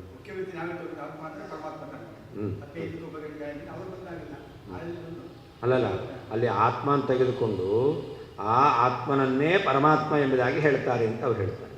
ಅಹಂ ಬ್ರಹ್ಮಾಸ್ಮಿ ಅಂತ ಅದನ್ನೇ ಆತ್ಮ, ಇನ್ನೊಂದು ಆತ್ಮ ಅದನ್ನು ಆವೃತ್ತಿ ಮಾಡ್ಕೋಬೇಕು. ಅವರು ಮಾಡ್ತಾರೆ, ನಾವು ಮಾಡ್ತೇವೆ. ಹಾಂ, ನಾವು ಆತ್ಮ ಪರಮಾತ್ಮ ಆತ್ಮ ಇತಿ ನಾವು ಆವೃತ್ತಿ ಮಾಡ್ಕೊಳ್ತೇವೆ. ಅವರು ಆತ್ಮ ಆತ್ಮ ಇತಿ ಅವರೇ ಆವೃತ್ತಿ ಮಾಡ್ಕೊಳ್ತಾರೆ. ಆತ್ಮಶಬ್ದ ಆವೃತ್ತಿ ನಾವು ಮಾಡ್ಕೊಳ್ಬೇಕು, ಅವರು ಮಾಡ್ಕೊಳ್ತಾರೆ.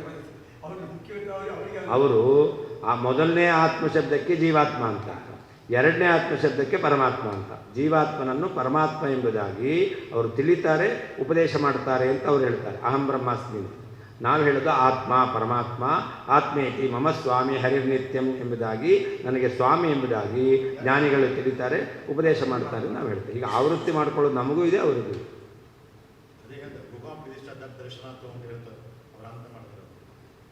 ಅದನ್ನು ಗುಹಾಂ ಪ್ರವಿಷ್ಟತ್ವ ನಮಗೇನೆ, ಅವರಲ್ಲಿಲ್ಲ.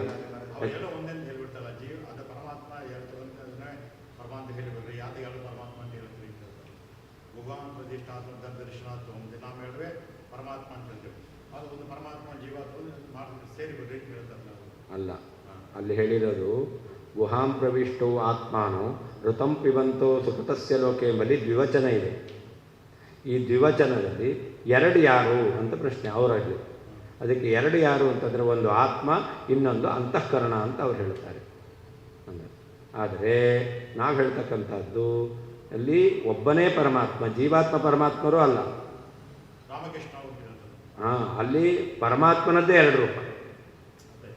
ಆತ್ಮಾಂತರಾತ್ಮೆ ಹರಿಹಿ ಆತ್ಮಾಂತರಾತ್ಮೇತಿ ಹರಿಹಿ ಏಕಏವ ದ್ವಿಧಾ ಸ್ಥಿತಃ ಅಂತ ಈ ರೀತಿಯಲ್ಲಿ ನಾವು ಹೇಳಿದ್ವಿ. ಈಗ ಆತ್ಮ ಅಂತರಾತ್ಮ ಪರಮಾತ್ಮನದ್ದೇ ಎರಡು ರೂಪ. ಜೀವಾತ್ಮ ಪರಮಾತ್ಮ ಅಂತನೂ ಅರ್ಥ ಅಲ್ಲ. ಜೀವಾತ್ಮ ಪರಮಾತ್ಮ ಅಂತ ಅವರು ಒಪ್ಪಿಬಿಟ್ರೆ ಭೇದ ಒಪ್ಪದಂತೆ ಆಗುತ್ತೆ, ಅಲ್ಲವೇ ಅಲ್ಲ? ಹಾಂ.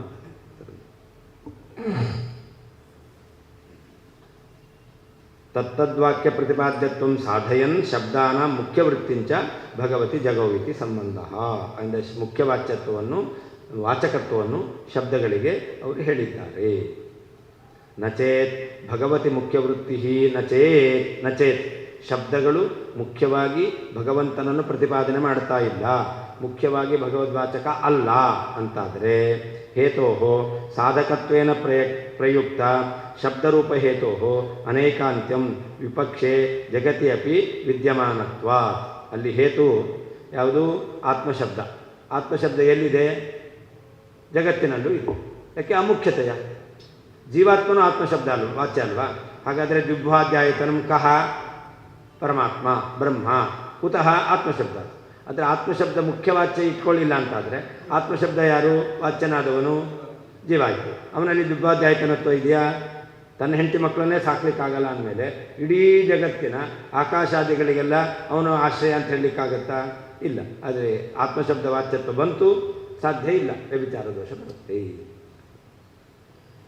ಹೇತೋ ಸಾಧಕತ್ವೇನ ಪ್ರಯುಕ್ತ ಶಬ್ದರೂಪ ಹೇತು. ಶಬ್ದ ಏನು ಹೇತುವನ್ನು ಹೇಳಿದ್ದಾರೆ, ಆ ಹೇತುವಿಗೆ ಅನೇಕಾಂತ್ಯಂ ಅಂದರೆ ವಿಪಕ್ಷೆ ಜಗತ್ಯಪಿ ವಿದ್ಯಮಾನತ್ವ. ಸಾಧ್ಯ ವಿಪಕ್ಷ ಅಂದರೆ ಸಾಧ್ಯ ಇಲ್ಲದೇ ಇರತಕ್ಕಂಥದ್ದು. ದ್ವಿಭಾಧ್ಯಾಯತನತ್ವ ಇಲ್ಲ, ಅಲ್ಲಿಯೂ ಕೂಡ ಆತ್ಮಶಬ್ದ ಇದೆ ಅಂತ. ದ್ವಿಭಾಧ್ಯಾಯತನತ್ವ ರೂಪ ಸಾಧ್ಯ ಇಲ್ಲದ ಜಗತ್ತಿನಲ್ಲಿ ಆತ್ಮಶಬ್ದ ಇರತಕ್ಕಂಥದ್ದು ಇದೆ ಅಂತ ಆಗ್ತಿತ್ತು. ತಥಾಚ ಬ್ರಹ್ಮೈವ ಅತ್ರ ಪ್ರತಿಪಾದ್ಯಮಿತಿ ಸಾಧ್ಯ ಅಸಿದ್ಧಿ ಇತಿ ಭಾವ. ಸಾಧ್ಯಾಸಿದ್ಧಿ ಅಂದರೆ ಬ್ರಹ್ಮನೇ ಇಲ್ಲಿ ಪ್ರತಿಪಾದ್ಯನಾಗಿದ್ದಾನೆ ಎಂಬುದಾಗಿ ನಿಮಗೆ ಸಾಧನೆ ಮಾಡಲಿಕ್ಕೆ ಬರ್ತಿರಲಿಲ್ಲ. ಯಾಕೆ? ಹೇತು ಅದು ಪರಮಾತ್ಮನಲ್ಲೇ ಇಲ್ಲ, ಜಗತ್ತಿನಲ್ಲೂ ಇದೆ. ಅಂದಮೇಲೆ ಪರಮಾತ್ಮನೇ ಈ ಶಬ್ದ ಪ್ರತಿಪಾದ್ಯ, ದುರ್ವಾಧ್ಯಾಯತನ ಶಬ್ದದಿಂದ ಪರಮಾತ್ಮನೇ ಹೇಳಬೇಕು, ಸಿದ್ಧ ಆಗ್ತಿರಲಿಲ್ಲ. ತಸ್ಮಾತ್ ಬ್ರಹ್ಮಣ ಏವ ಪ್ರತಿಪಾದ್ಯತ್ವ ಸಾಧಕ ಶಬ್ದಸ್ಯಾಪಿ ಬ್ರಹ್ಮಣ್ಯೇವ ವರ್ತಮಾನತ್ವ ಅವಶ್ಯಂ ಭಾವಾತ್ ಅನ್ಯತ್ರ ವೃತ್ತಿ ಅಯೋಗಾಚ್ಚ ಬ್ರಹ್ಮಣಿ ನ ಲಕ್ಷಣ. ಅದರಿಂದ ಪರಮಾತ್ಮನನ್ನೇ ಪ್ರತಿಪಾದನೆ ಮಾಡ್ತಾ ಇದೆ. ಬ್ರಹ್ಮಣ ಏವ ಪ್ರತಿಪಾದ್ಯ, ಬ್ರಹ್ಮನೇ ಸಕಲ ಶಬ್ದದಿಂದ ವಾಚ್ಯನಾಗಿದ್ದಾನೆ ಅಂತ ಆಗಬೇಕು. ಆದ್ದರಿಂದ ಸಾಧಕ ಶಬ್ದಸ್ಯಾಪಿ ಬ್ರಹ್ಮಣ್ಯೇವ ವರ್ತಮಾನತ್ವ ಅವಶ್ಯಂ ಭಾವ. ಆ ಶಬ್ದವು ಕೂಡ ಭಗವಂತನಲ್ಲೇ ಮುಖ್ಯವಾಗಿ ಇರಬೇಕು. ಮುಖ್ಯವಾಗಿ ಭಗವಂತನಲ್ಲಿದ್ದರೆ ಸಾಧ್ಯ ಭಗವಂತನಲ್ಲಿದೆ ಅಂತ ಹೇಳ್ಬೋದು. ಒಂದು ವೇಳೆ ಶಬ್ದ ಮುಖ್ಯವಾಗಿ ಭಗವಂತನಿಲ್ಲ ಅಂತಾದರೆ ಆವಾಗ ಅಮುಖ್ಯವಾಗಿ ಶಬ್ದವಾಚ್ಯತ್ವವನ್ನು ಹೇಳ್ತಾರೆ ಅಂತಂದರೆ ಆ ಅಮುಖ್ಯ ಶಬ್ದವಾಚ್ಯತ್ವ ಬೇರೆ ಕಡೆಯಲ್ಲಿದೆ, ಅಲ್ಲಿ ಸಾಧ್ಯ ಇಲ್ಲ. ಆದ್ದರಿಂದ ಅಮುಖ್ಯ ಶಬ್ದವಾಚ್ಯತ್ವವನ್ನು ಇಟ್ಕೊಂಡ್ಬಿಟ್ಟು ಸಾಧ್ಯವನ್ನು ಸಾಧನೆ ಮಾಡಲಿಕ್ಕೆ ಬರ್ತಿರಲಿಲ್ಲ. ಅಂದರೆ ಇದು ಸಾಧಕವಾಗಿದೆ ಅಂತಾದರೆ ಸಾಧಕವಾದ ಹೇತುವು ಕೂಡ ಅದು ಸಾಧ್ಯವೂ ಭಗವಂತನಲ್ಲೇ ಇರೋದು. ಭಗವಂತನಲ್ಲೇ ಇರುವಂಥ ಸಾಧ್ಯವನ್ನು ಸಾಧನೆ ಮಾಡಬೇಕು ಅಂತಾದರೆ ಹೇತು ಭಗವಂತನಲ್ಲೇ ಇರ್ತಕ್ಕಂಥದ್ದಾಗಬೇಕು. ಆದ್ದರಿಂದ ಆ ಗುಣಗಳೆಲ್ಲ ಭಗವಂತನಲ್ಲಿಯೇ, ಮುಖ್ಯ ವಾಚ್ಯತ್ವ ಶಬ್ದಕ್ಕೆ ಭಗವಂತನಲ್ಲಿದೆ ಅಂತ ಸಿದ್ಧವಾಗುತ್ತೆ. ಅದರಿಂದ ಏನಾಯಿತು? ಅನ್ಯತ್ರ ವೃತ್ತೇ ಅಯೋಗ. ಇನ್ನು ಬೇರೆಯಲ್ಲಿಯೂ ಕೂಡ ಇಲ್ಲ, ಅಷ್ಟೇ ಲಕ್ಷಣವೂ ಇಲ್ಲ. ಲಕ್ಷಣ ಇಲ್ಲ. ಯಾಕೆ? ಯಾವಾಗ ತತ್ಶಬ್ದ ವಾಚ್ಯತ್ವ ಇಲ್ಲವೋ ಆವಾಗ ಲಕ್ಷಣ. ಗಂಗಾ ಶಬ್ದದಿಂದ ತೀರ ಅಂತ ಅರ್ಥ ಇಲ್ಲ, ಅದಕ್ಕೋಸ್ಕರ ಗಂಗಾ ಶಬ್ದಕ್ಕೆ ತೀರದಲ್ಲಿ ಲಕ್ಷಣ ಅಂತ. ಒಂದು ವೇಳೆ ತೀರ ಶಬ್ದವನ್ನೇ ಪ್ರಯೋಗ ಮಾಡಿದರೆ ತೀರ ಅಂತಲೇ ಅರ್ಥ ಹೇಳುತ್ತೆ, ಲಕ್ಷಣ ಮಾಡಬೇಕಾ? ಇಲ್ಲ. ಅಂದರೆ ಈ ಎಲ್ಲ ಶಬ್ದಗಳು ಭಗವಂತನಲ್ಲಿ ಮುಖ್ಯ ವೃತ್ತಿಯಿಂದ ಇದೆ, ಅದರಿಂದಾಗಿ ಲಕ್ಷಣ ಅಂತ ಹೇಳ್ತಕ್ಕಂಥದ್ದು ಸರಿಯಲ್ಲ. ಲಕ್ಷಣ ಇತ್ಯುಪಲಕ್ಷಣ ಗೌಣೀ ವೃತ್ತಿರಪ್ಪಿನ. ಲಕ್ಷಣ ಅಷ್ಟೇ ಅಲ್ಲ, ಗೌಣಿವೃತ್ತಿ ಇಲ್ಲ, ಸಾದೃಶ್ಯವನ್ನು ಇಟ್ಕೊಂಡು ಕೂಡ ಹೇಳಿದ್ದಲ್ಲ. ಗೌಣಿವೃತ್ತಿ ಅಂದರೆ ಸಾದೃಶ್ಯ. ನಿನ್ನೆ ಹೇಳಿದ ಹಾಗೆ ಚಿತ್ರವನ್ನು ನೋಡಿ ಸಿಂಹ ಅಂತ ಹೇಳ್ತೇವೆ, ಅಥವಾ ಸಿಂಹ ಮಾಣವಕ ಅಂತ ಹೇಳ್ತೇವೆ. ಇದೆಲ್ಲ ಸಾದೃಶ್ಯ ಇಟ್ಟುಕೊಂಡು ಅದನ್ನು ಇಲ್ಲಿ ಭಗವಂತನು ಹೇಳ್ತಾ ಇಲ್ಲ. ಅನ್ಯ ಅಪ್ರತಿಪಾದಕ ಶಬ್ದೇನ ಯಹ ಅರ್ಥ ನಿಯಮೇನ ಬೋಧ್ಯತೆ ತಸ್ಯೈವ ಮುಖ್ಯಾರ್ಥತ್ವಸ್ಯ ಘಟಾದೌ ದರ್ಶನಾದಿತಿ ಭಾವ ಅಂತ. ಈಗ ಘಟ ಅಂತ ಹೇಳ್ತೇವೆ, ಘಟ ಅಂತ ಇದನ್ನು ಪುಸ್ತಕ ಅಂತ ಹೇಳ್ತೇವೆ. ಈ ಪುಸ್ತಕ ಎಂಬತಕ್ಕಂಥ ಶಬ್ದ ಇದು ಬೇರೆ ಯಾವುದನ್ನೂ ಕೂಡ ಹೇಳಲ್ಲ, ಅನ್ಯ ಅವಾಚಕ. ಪುಸ್ತಕ ಎಂಬತಕ್ಕಂಥ ಪುಸ್ತಕವನ್ನು ಹೇಳುತ್ತಷ್ಟೇ ಹೊರತು ಪುಸ್ತಕವನ್ನು ಬಿಟ್ಟು ಬೇರೆ ಯಾವುದನ್ನು ಕೂಡ ಹೇಳೋದಿಲ್ಲ. ಆದ್ದರಿಂದ ಈ ಪುಸ್ತಕ ಎಂಬತಕ್ಕಂಥ ಶಬ್ದ ಅನ್ಯ ಅವಾಚಕವಾದಂಥ ಶಬ್ದ. ಆ ಶಬ್ದದಿಂದ ಯಾವ ಅರ್ಥವನ್ನು ನಾವು ಹೇಳ್ತಾ ಇದ್ದೇವೆ, ಪುಸ್ತಕ ಎಂಬತಕ್ಕಂಥ ಅರ್ಥವನ್ನು ನಾವು ಹೇಳ್ತಾ ಇದ್ದೇವೆ, ನಿಯಮೇನ ಹೇಳ್ತಾ ಇದ್ದೇವೆ, ಅದೇ ಮುಖ್ಯ ಅರ್ಥ. ಹಾಗಾದರೆ ಪುಸ್ತಕ ಎಂಬತಕ್ಕಂತಹ ಶಬ್ದ ಇತರವೊಂದನ್ನು ಹೇಳದೇನೆ ಯಾವುದನ್ನು ಹೇಳ್ತಾ ಇದೆಯೋ ಪುಸ್ತಕವನ್ನು ಹೇಳ್ತಾ ಇದೆ, ಅದೇ ಮುಖ್ಯ ಅರ್ಥ. ಹಾಗೆ ಇಲ್ಲಿ ಭಗವದ್ವಾಚಕವಾದ ಶಬ್ದಗಳಿದೆಯಲ್ಲ, ಅದು ಮುಖ್ಯವಾಗಿ ಇತರವನ್ನು ಹೇಳದೇನೆ ಭಗವಂತನ ಹೇಳ್ತಾ ಇದೆ. ಹಾಗಾದರೆ ಆ ಶಬ್ದಗಳು ಭಗವಂತನಿಗೆ ಮುಖ್ಯವಾಚಕ ಆಯಿತು, ಭಗವಂತ ಮುಖ್ಯವಾಚ್ಯನಾದ. ಇದು ಲೋಕದಲ್ಲಿ ಕಂಡಿದೆ. ಘಟಾದೌ ದರ್ಶನಾದ, ಪುಸ್ತಕ ಅಂತ ಹೇಳಿದೆ, ಘಟವನ್ನು ಇಟ್ಕೊಳ್ಳಿ. ಮುಖ್ಯಾನ್ವಯಿನ ಚೇತ್ ಕಸ್ಮಾತ್ ಸಮನ್ವಯಮಸೂತ್ರಯತ್ ಬ್ರಹ್ಮ ಸಂಬಂಧತಃ ಶಕ್ರೇ ಪ್ರಾಣನಾಮ ಕುತೋ ವದೇತ್ ವೇದೈಶ್ಚ ಸರ್ವೈರ್ವೇದ್ಯೋಹಂ ಯೇ ವೇತ್ಯಾಹ ಕುತಃ ಪ್ರಭುಃ. ಭಗವಂತನಲ್ಲಿ ಸಕಲ ಶಬ್ದಗಳಿಗೆ ಮುಖ್ಯ ವೃತ್ತಿ ಇಲ್ಲ ಅಂತಾದರೆ ಸೂತ್ರಕಾರರು ಸಮನ್ವಯಾತ್ ಅಂತ ಯಾಕೆ ಹೇಳಿದರು? ತತ್ತು ಸಮನ್ವಯ, ಭಗವಂತನಲ್ಲಿ ಸಮನ್ವಯ ಆಗೋದ್ರಿಂದ ಏನರ್ಥ? ಮುಖ್ಯ ವೃತ್ತಿ ಇರೋದರಿಂದ. ಒಂದು ವೇಳೆ ಭಗವಂತನಿಗೆ ಶಬ್ದವಾಚ್ಯತ್ವ ಇಲ್ಲ, ಮುಖ್ಯ ವೃತ್ತಿಯ ಶಬ್ದಗಳು ಭಗವತ್ ಪ್ರತಿಪಾದಕ ಅಲ್ಲ ಅಂತಾಗಿದ್ದರೆ ಸಮನ್ವಯಾತಂತ ಶಬ್ದವನ್ನು ಯಾಕೆ ಪ್ರಯೋಗ ಮಾಡ್ತಾ ಇದ್ರು? ಸಮನ್ವಯಾತಂತ ಶಬ್ದ ಪ್ರಯೋಗ ಮಾಡಿರೋದ್ರಿಂದ ಭಗವದ್ವಾಚಕವಾಗಿದೆ ಎಂಬುದಾಗಿ ಸಿದ್ಧವಾಗುತ್ತೆ ಅಂತ ಒಂದು. ಅಷ್ಟೇ ಅಲ್ಲ, ಇಂದ್ರನಲ್ಲಿ ಪ್ರಾಣಶಬ್ದ ಎಂತಕ್ಕಂಥದ್ದನ್ನು ಅವರು ನಿರ್ವಾಹ ಮಾಡಿದ್ದಾರೆ. ಹೇಗೆ? ಪ್ರಾಣಶಬ್ದವಾಚ್ಯನಾದ ಭಗವಂತನ ಸಂಬಂಧ ಇರೋದ್ರಿಂದ.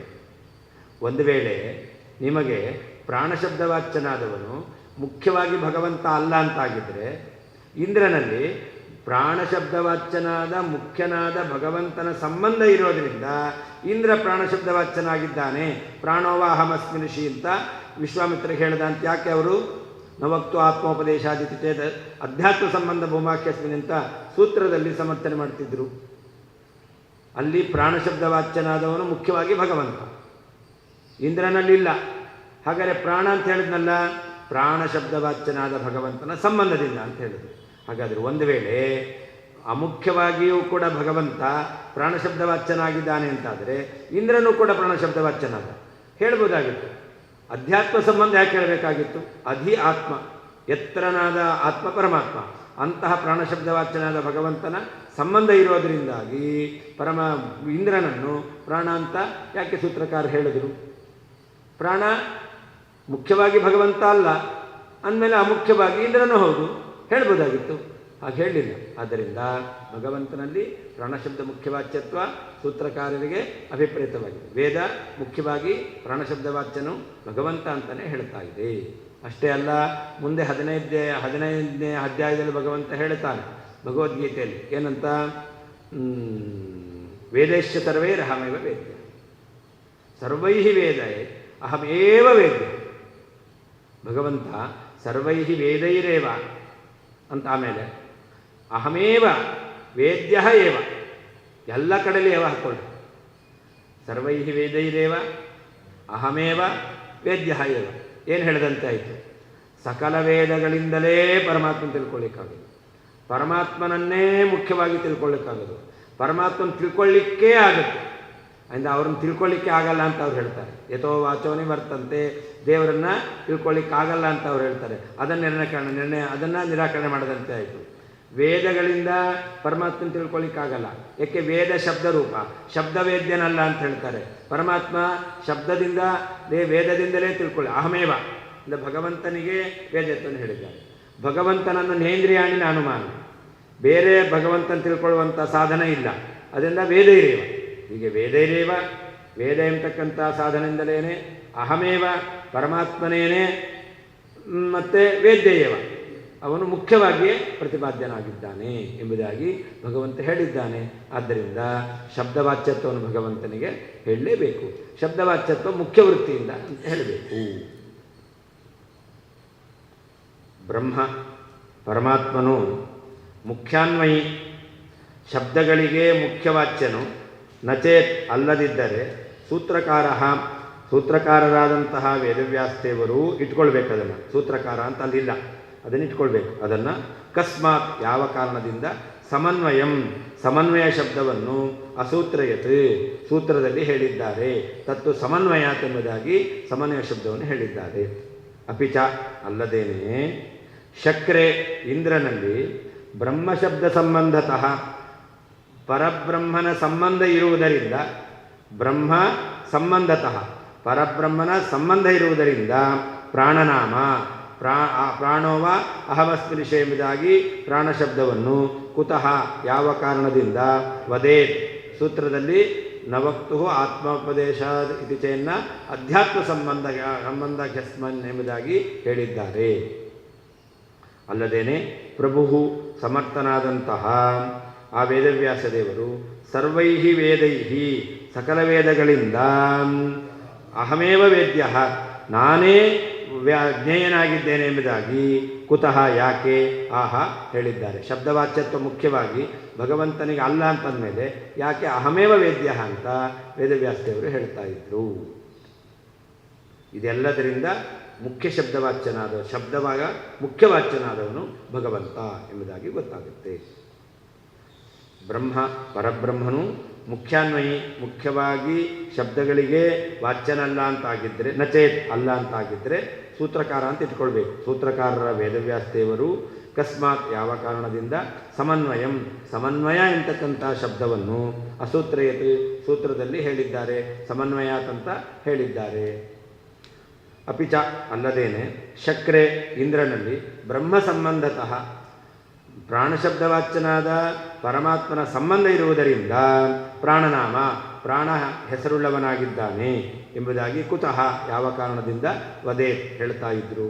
ಅಲ್ಲದೇನೆ ಪ್ರಭು ಸಮರ್ಥರಾದಂತಹ ವೇದವ್ಯಾಸದೇವರು ಸರ್ವೈಹಿ ಎಲ್ಲ ವೇದೈಶ್ಚ ವೇದಗಳಿಂದಲೂ ಅಹಮೇವ ನಾನೇ ವೇದ್ಯ ಜ್ಞೇಯನಾಗಿದ್ದೇನೆ ಎಂಬುದಾಗಿ ಈ ರೀತಿಯಾಗಿ ಕುತಃ ಯಾಕೆ ಹೇಳಿದ್ದಾರೆ. ಈ ಎಲ್ಲ ಕಾರಣಗಳಿಂದ ಸಕಲ ಶಬ್ದ ಮುಖ್ಯವಾಚ್ಯ ಭಗವಂತ.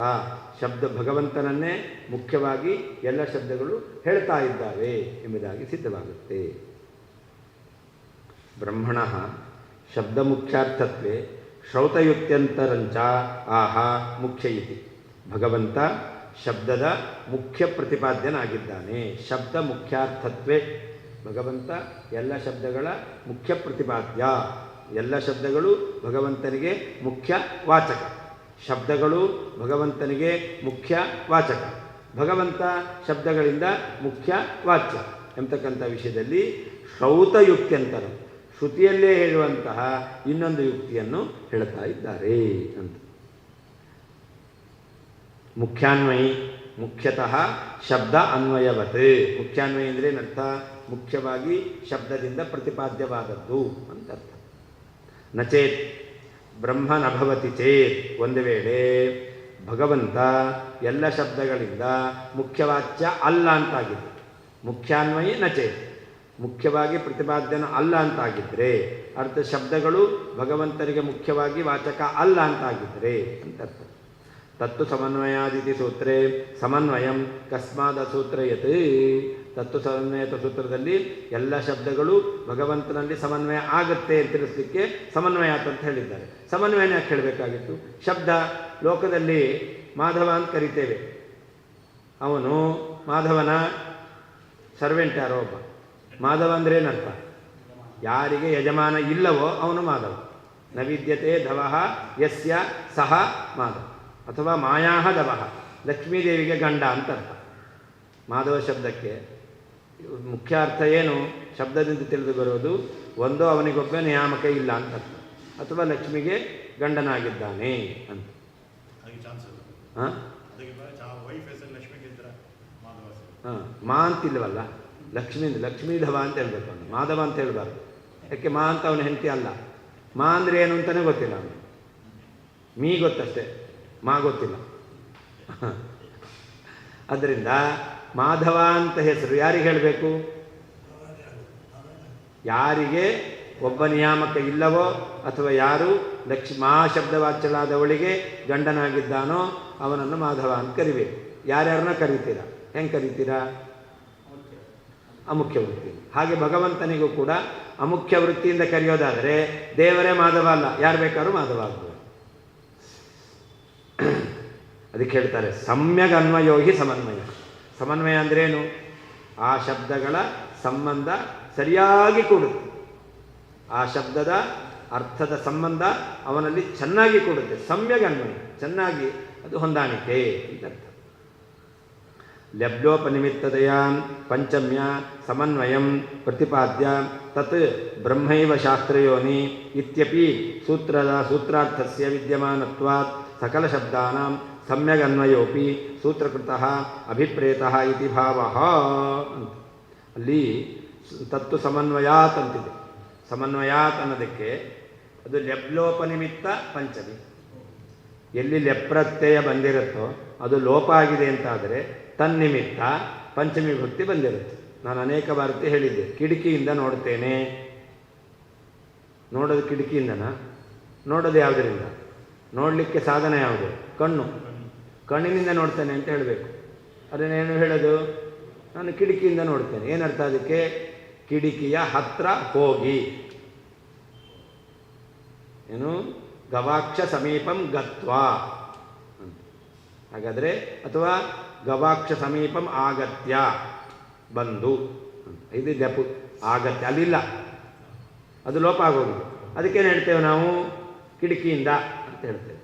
ಅಂದರೆ ಅದು ಲೋಪ ಆಗಿರೋದ್ರಿಂದ ತನ್ನಿಮಿತ್ತಕ ಲೆಪ್ರತ್ಯೇನು ಪಂಚಮಿ ಭಕ್ತಿ ಬರುತ್ತೆ. ಹಾಗೆ ಸಮನ್ವಯಂ ಕೃತ್ವ ಶಾಸ್ತ್ರಯೋನಿ ಅಂತ ಹೇಳಿದ್ದಾರೆ. ಸಮ್ಯಕ್ ಆ ಸಮನ್ವಯ ಅಲ್ಲಿ ಲೆಬ್ಲೋಪನಿಮಿತ್ತ ಪಂಚಮಿನ ಇಟ್ಕೊಂಡು ಸಮನ್ವಯಂ ಪ್ರತಿಪಾದ್ಯ ಅಂತ ಅರ್ಥ. ಲೋಪ ಆಗಿರ್ಬೇಕು. ಯಾವುದು ಲೆಪ್? ಪ್ರತಿಪಾದ್ಯ. ಸಮನ್ವಯವನ್ನು ಪ್ರತಿಪಾದನೆ ಮಾಡಿ ಆಮೇಲೆ ತತ್ ಬ್ರಹ್ಮೈವ ಶಾಸ್ತ್ರಯೋನಿ ಅಂತ. ಭಗವಂತನೇ ಶಾಸ್ತ್ರಯೋನಿ ಅಂದರೆ ಏನರ್ಥ? ಶಾಸ್ತ್ರ ಪ್ರತಿಪಾದ್ಯ. ಸಮನ್ವಯವನ್ನು ಹೇಳಿ ಶಾಸ್ತ್ರ ಪ್ರತಿಪಾದ್ಯ ಅಂತ ಹೇಳಿದ್ದಾರೆ. ಇತ್ಯಪಿ ಸೂತ್ರಾರ್ಥಸ್ಯ ವಿದ್ಯಮಾನತ್ವ. ಹೀಗೂ ಸೂತ್ರಾರ್ಥ ಇದೆ. ಸಕಲ ಶಬ್ದಾನಾಂ ಸಮ್ಯಗನ್ವಯೋಪಿ ಸೂತ್ರಕೃತಃ ಅಭಿಪ್ರೇತಃ. ಅಂದರೆ ಸಕಲ ಶಬ್ದಗಳ ಮುಖ್ಯಾನ್ವಯ ಭಗವಂತನಲ್ಲಿ ಇದೆ ಎಂಬುದಾಗಿ ಸೂತ್ರಕಾರರಿಗೆ ಅಭಿಪ್ರಾಯ ಇದೆ. ನಿಮಿತ್ತಾಂತರಂಚ ಅಷ್ಟೇ ಅಲ್ಲ, ಸಕಲ ಶಬ್ದ ಮುಖ್ಯವಾಚ್ಯ ಭಗವಂತ ಅನ್ನಲಿಕ್ಕೆ ಇನ್ನೊಂದು ನಿಮಿತ್ತವನ್ನು ಹೇಳುತ್ತಾರೆ. ಏನದು? ಬ್ರಹ್ಮ ಇತಿ ಬ್ರಹ್ಮ ಸಂಬಂಧತಃ ಶಕ್ರೆ ಪ್ರಾಣನಾಮ ಕುತೋವದೆ. ಭಗವತಃ ಸರ್ವಶಬ್ದ ಮುಖ್ಯಾರ್ಥತ್ವೇ ಗೀತಾವಾಕ್ಯಮಪಿ ಅರ್ಥತಃ ಸ್ಮಾರಯತಿ. ಸಕಲ ಶಬ್ದ ಮುಖ್ಯಾರ್ಥ ಭಗವಂತ ಎಂತಕ್ಕಂಥ ವಿಷಯದಲ್ಲಿ ಗೀತೆಯ ವಾಕ್ಯವನ್ನು ಕೂಡ ನೆನಪಿಗೆ ತಂದು ಕೊಡ್ತಾ ಇದ್ದಾರೆ ಅಂತ. ಸ್ಮಾರಯತಿ ವೇದೈಃ ಅನೇನ ವೇದೈಶ್ಚ ಸರ್ವೈಃ ಅಹಮೇವ ವೇದ್ಯಃ ಇತಿ ವಾಕ್ಯಂ ಸೂಚಯತಿ. ಈ ವೇದೈಶ್ಚ ಸರ್ವೈ ವೇದ್ಯೋಹಂ ಎಂತಕ್ಕಂಥ ವಾಕ್ಯ ಇದೆ. ಇದರಿಂದ ಗೀತೆಯ ವಾಕ್ಯ ಅದನ್ನು ನೆನಪಿಗೆ ತಗೋಬೇಕು. ಯಾವುದದು? ವೇದಶ್ಚ ಸರ್ವೇ ಅಹಮೇವ ವೇದ್ಯ ಎಂತಕ್ಕಂಥ ವಾಕ್ಯವನ್ನು ಅವರು ವೇದ್ಯೋಹಂ ಅಂತ ಹೇಳಿದ್ದಾರೆ. ಅಲ್ಲಿ ಪೂರ್ಣ ವಾಕ್ಯವನ್ನು ನಾವು ಇಟ್ಕೊಳ್ಬೇಕು. ವೇದಶ್ಚ ಸರ್ವೇ ಅಹಮೇವ ವೇದ್ಯ ಇತಿ ವಾಕ್ಯಂ ಸೂಚಯತಿ. ಅನ್ಯಸ್ಯ ವೇದ್ಯತ್ವ ಅಭಾವೇ ಸತಿ ಸ್ವಸ್ಯೈವ ವೇದ್ಯತ್ವಂ ಹಿ ಏವ ಶಬ್ದಾರ್ಥಃ ಅಂತ. ಅಲ್ಲಿ ಅಹಮೇವ ಏವ ಇದೆ. ಏವ ಅಂದರೆ ಅನ್ಯರು ವೇದ್ಯರಲ್ಲ, ನಾನೇ ವೇದ್ಯ. ಅದನ್ನು ಏವಕಾರ ಹೇಳುತ್ತೆ. ನಾನೇ ಎಲ್ಲ ತಿಂದಿದ್ದು ಏನರ್ಥ? ಉಳಿದವ್ರು ಯಾರೂ ತಿಂದಿದ್ದಲ್ಲ, ಇದ್ದಿದ್ದಷ್ಟು ಸ್ವೀಟು ನಾನೊಬ್ಬನೇ ತಿಂದೆ, ಉಳಿದವರಿಗೆ ಇಲ್ಲ ಅಂತ ಮಾಡಿದೆ, ಅದಕ್ಕೆ ನಾನೇ ತಿಂದಿದ್ದು ಅಂತ ಹೇಳ್ತೇವೆ. ಹಾಗೆ ಅಹಮೇವ ವೇದ್ಯ ಅಂತಂದರೆ ಅನ್ಯಸ್ಯ ವೇದ್ಯತ್ವ ಅಭಾವ. ವೇದದಿಂದ ಉಳಿದವರು ಅಥವಾ ವೇದೋಕ್ತ ಶಬ್ದದಿಂದ ಉಳಿದವರು ವೇದ್ಯರಲ್ಲ. ಮತ್ತು ಸ್ವಸ್ಯೈವ ತಾನೇ ವೇದ್ಯ ಅಂತಕ್ಕಂಥದ್ದನ್ನು ಏವ ಶಬ್ದ ಹೇಳುತ್ತೆ. ಅತಃ ಸಕಲ ವೇದ ಮುಖ್ಯಾರ್ಥತ್ವ ಭಗವತಿ ಕಥಂ ನ ಸಿದ್ಧೇತ್. ಅಂದ ಸಕಲ ವೇದಗಳಿಗೆ ಮುಖ್ಯಾರ್ಥ ಭಗವಂತ, ಸಕಲ ವೇದ ಶಬ್ದಗಳಿಂದ ಮುಖ್ಯ ಪ್ರತಿಪಾದ್ಯ ಭಗವಂತ ಅಂತ ಹೇಗೆ ಸಿದ್ಧ ಆಗಲ್ಲ? ಸಿದ್ಧವೇ ಆಗುತ್ತೆ. ಅಂದರೆ ಸಕಲ ಶಬ್ದ ಭಗವಂತನಿಗೆ ಮುಖ್ಯವಾಚಕವಾಗಿದ್ದಾವೆ, ಸಕಲ ಶಬ್ದಗಳಿಂದ ಭಗವಂತ ಮುಖ್ಯವಾಚ್ಯನಾಗಿದ್ದಾನೆ ಎಂಬುದಾಗಿ ಸಿದ್ಧವಾಗುತ್ತೆ. 10 ನಿಮಿಷ ಬಿಟ್ಟು